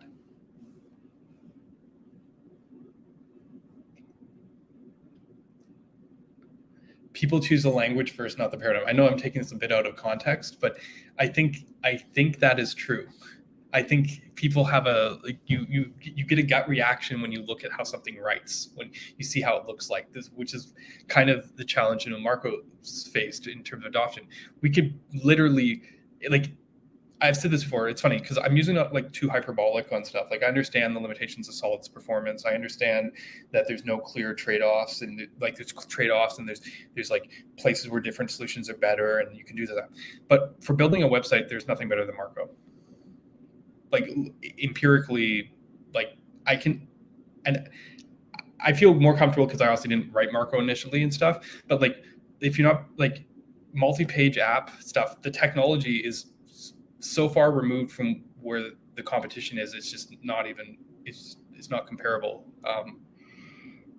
And this isn't me gloating about myself. It's just like when I found Marko, I was like, what the hell? How could this possibly exist? And people just not be like all over themselves on it. And maybe it's like this, like, I mean, Marko doesn't have this syntax today, but like or it does in the type preview, but this is new. It's people getting over that hump when they look at the language, because from a pure technology standpoint, like think about how excited people are getting about Astro, in terms of like partial hydration and stuff. Marko does that automatically and does it better. So it's it's considerably better when you consider it can work in dynamic stuff. And this isn't a slight against Astro. It's just like it's just not even close. I don't, but and I don't say this as someone who like there was no competition. There's like no other framework until like last year that was doing this, and Marko's been doing it for like 8 years. Like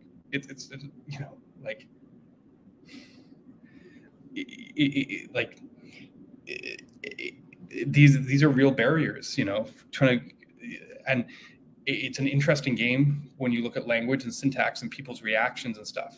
Designing a language is hard because even the best designed language might be just missing the it factor, the thing. It's much harder to design a language than a framework. So I think that speaks a ton to Svelte's success. As much as, I might be critical of some of the limitations, for me, as someone who likes control and sees like those limitations almost like a non-starter for like my experience, I like what Svelte does, and I think that there's room to improve in the future. So take that for what it is, right? Because how should I put this? These things are the product of the environment they're built out of. Marko was built at eBay, where page load speeds and making sure you didn't lose milliseconds was the thing. They couldn't move off Java unless they made sure that they didn't lose an inch of performance, right? React was built at Facebook, kind of like to build almost a mobile experience in the web. Right, they did switch over to React Native, but I mean it's still they realized that like using web technology won't get them there. But essentially, they wanted to build the most interactive, powerful apps and thing, and it shows in terms of just the way that they view everything like it's mobile.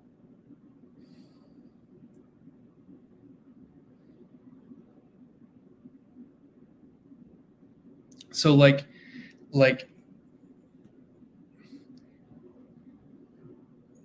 yes, it is true that Marko is imperfect today. Marko 6 will solve those problems. But I mean, any islands architecture, the state has to be in the leaves too. Like this, sure, like at worst, a Marko app is like this is like a Vue app or something, or you know what I mean, like in terms of size or whatever. But at best, which is like where the mean sits. It's just better at islands, in general. But what I was trying to get in my little spiel here about it being the product of its environment. And here's the thing.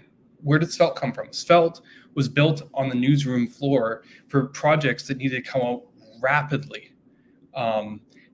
Short-lived, maybe a few weeks, but really flashy animations, looks good, but churn them out like quickly as possible. Rich talked about that on a podcast I listened to today, JS Party, and he kind of nailed it. Like you can tell this. He's not worried about nested state, management, like causing too much re-renders or whatever. Not re-renders, because Svelte doesn't re-render that bad, but like causing like too many parts of the app to update or whatever. Like it's just not the case they're going to hit, right, in that thing. And if people want to understand where Solid came from, how about maintaining maintaining a single, rather large single page app, like social media, like think something like a Twitter, but private, for 10 years, and trying to piecewise change the stuff. It was built on Knockout, but essentially keep things up to date by piecewise swapping out the pieces. You can see it in its design. Everything is designed thinking in terms of large scale, and in terms of control, like being able to, and replaceability. It's a framework built for change and maintenance. It's not easy to adopt Solid. It's there's a bit of a learning curve, but it's a framework where, like, if you learn the pieces, you just apply those pieces forever. So, like, I'd say it's basically a framework that was designed for maintenance, so you don't hate yourself in 2 or 3 years. That's not a good selling point, but it's essentially like where the roots is like I haven't cared about the floor, so to speak, like the learning curve when I've designed Solid. I cared that the an intermediate or expert engineer wouldn't hit foot guns and would be able to refactor things mercilessly. Sorry, I slipped on that word, but like without reservation. So, like, you can just see it reflected in the philosophies of these different frameworks, what they want to do. I'm trying to remember what Vue's story was, but I think Evan was also working in a place where he was doing fast prototyping. It's very similar to Svelte, actually, in that sense. So different kind of thing. In a sense, maybe Solid story is actually closer to React in terms of influence and how it was created, which means probably why I respect React's decisions more than other ones. So it's kind of, as long as these different perspectives, different types of experiences exist, and different kind of gut impulses we have towards syntax or patterns, we're going to have differences here. These things aren't going to converge, even if they get to leverage the same techniques in certain places. Well, that was my spiel, and then that was a 20-minute one too. So this is my longest stream to date, and I knew it would be because the topics that I covered were so wide and varied. I'm going to give people a chance to ask any kind of last questions, but I think I said my piece today. We got to look at some stuff. Oh, you know what? I've got one more tool for you. One more thing.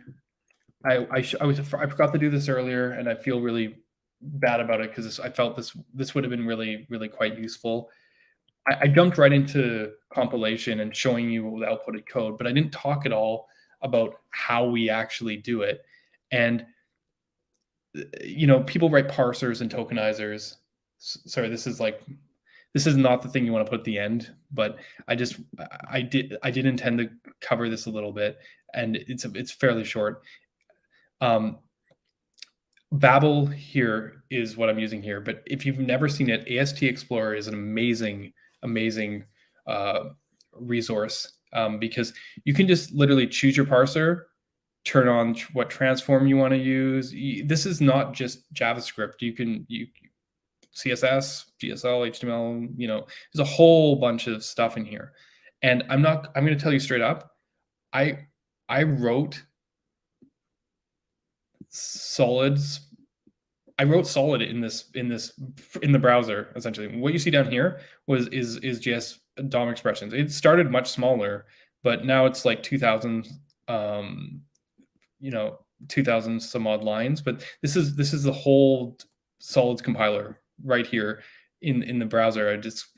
This site remembers like what you have here. So every time I come back, the thing is here. So like, const d equals div, this will output Solid code like template div, clone node div. It's DOM expressions. It's not Solid specifically, but yeah. I mean, that's the whole thing. This video is gonna stay on my YouTube. All my stuff gets posted when it's done. But the thing is, some people use TypeScript, right, to figure this stuff out. TypeScript used to not be great in Babel, so I'd be like, oh, geez, how do you go F? Like, what the hell does what's this operator called? I don't know. This operator is called it's a logical expression. See, this on the side here is the AST. So you can write anything you want, and they'll show you the tree. So it starts with a file. This is Babel's AST, but file, and then it has a program in it, and then there's an expression statement, and inside that there's a logical expression, and the operator is $$. And on the right side there is a string literal, and on the left side there's an identifier. Whenever like I don't know what something is, or I need to figure out for the compilation, I just write something here, and you basically get to see what the AST is. So let's go back to const d. This is how it was so easy to. People go, oh, why did you use Babel or JSX? I open this up, and here we go. Variable declaration, cool. And the ID is this identifier, and its name is D.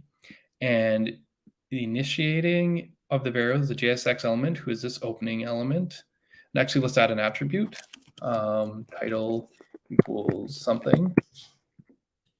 Sure, there we go. It has attributes, and the name is this identifier, which is a title, and the value is this. Essentially, this is half the like this is more than half the work. Being like TypeScript knows what to do with JSX. ESLint knows what to do with JSX. Prettier knows what to do with JSX. It was just a matter of like looking at these trees and go, okay, I want to output this instead, right? And how do I know what this is? Well,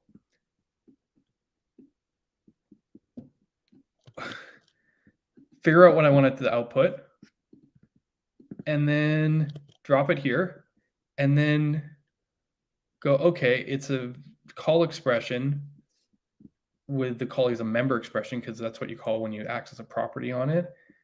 And then the arguments are here. Like essentially, like I could use it both to figure out what the code is that I was interpreting and the code that I was going to generate is. AST Explorer is just the best. Like I literally like solid was written in here, right?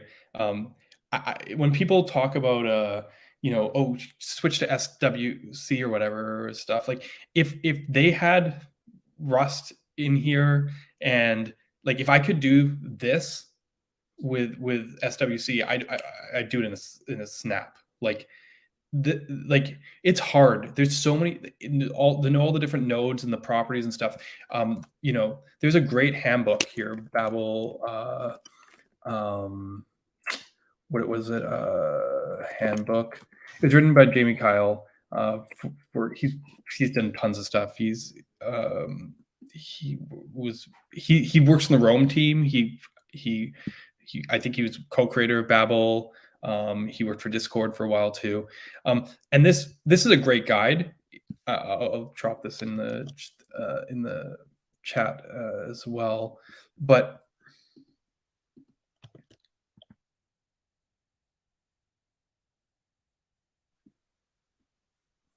right, like, but like this is helpful.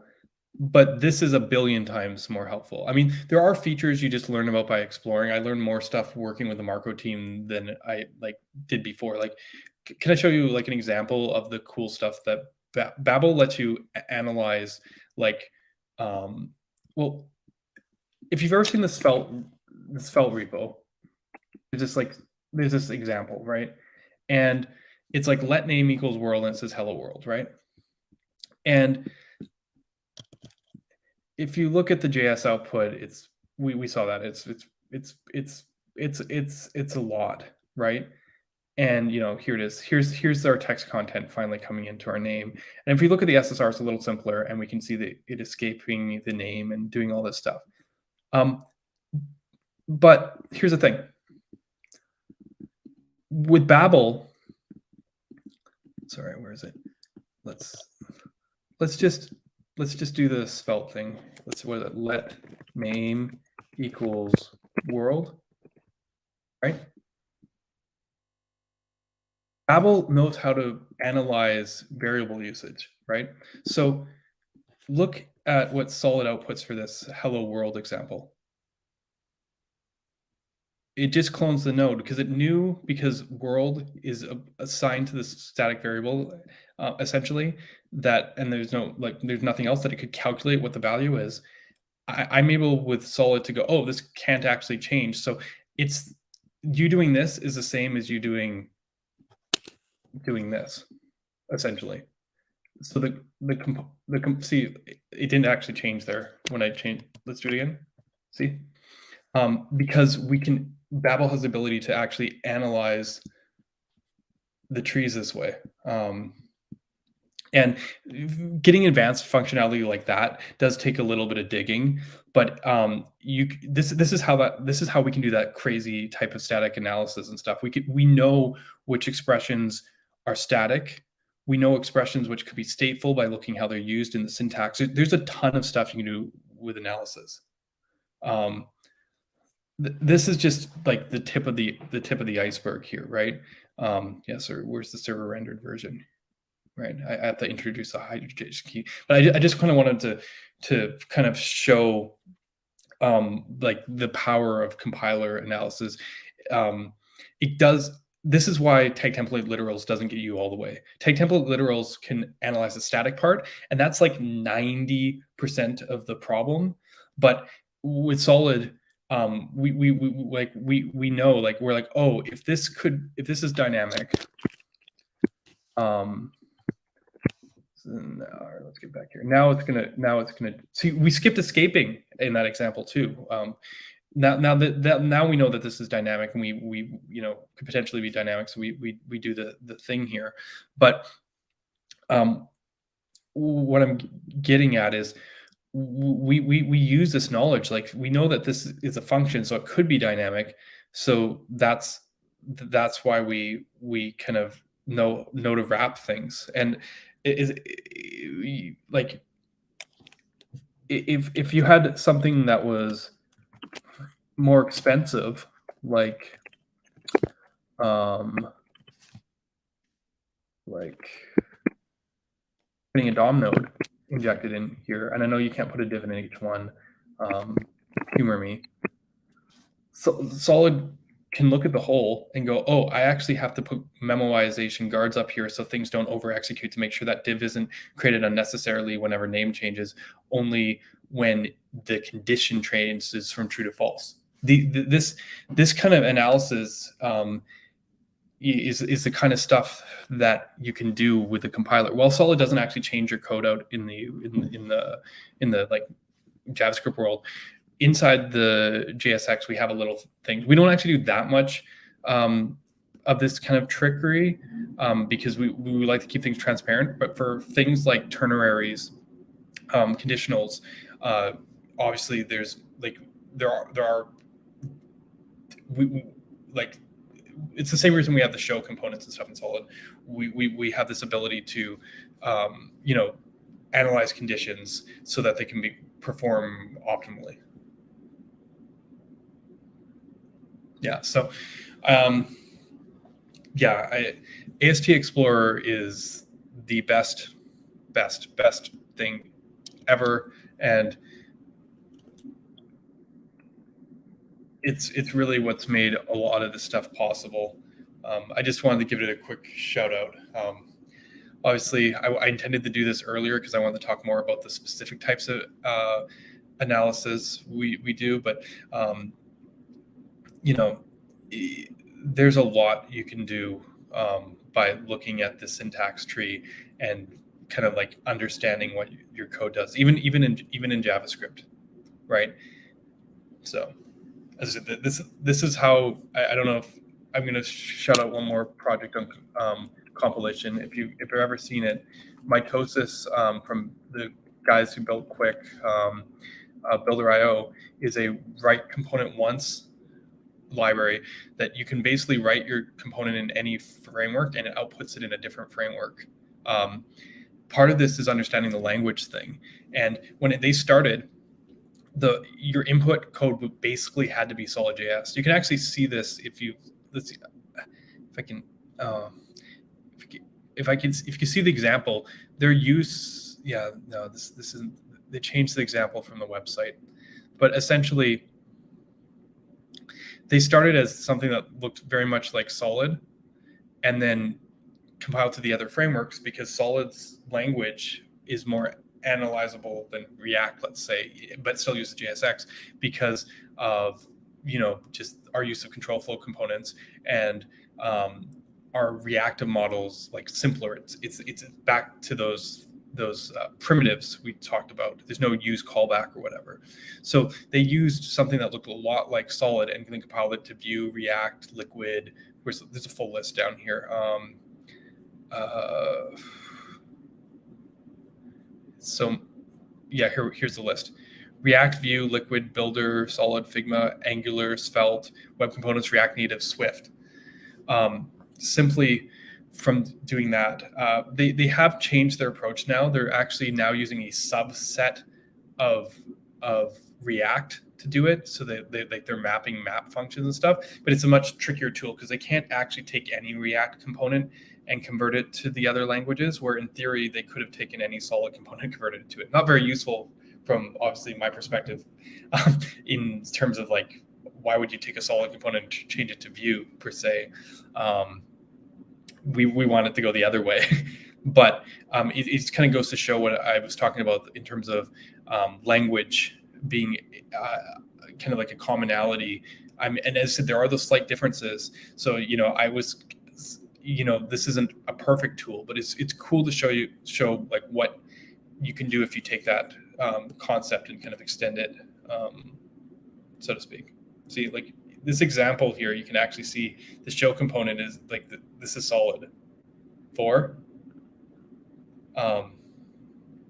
This is basically Solid. Okay.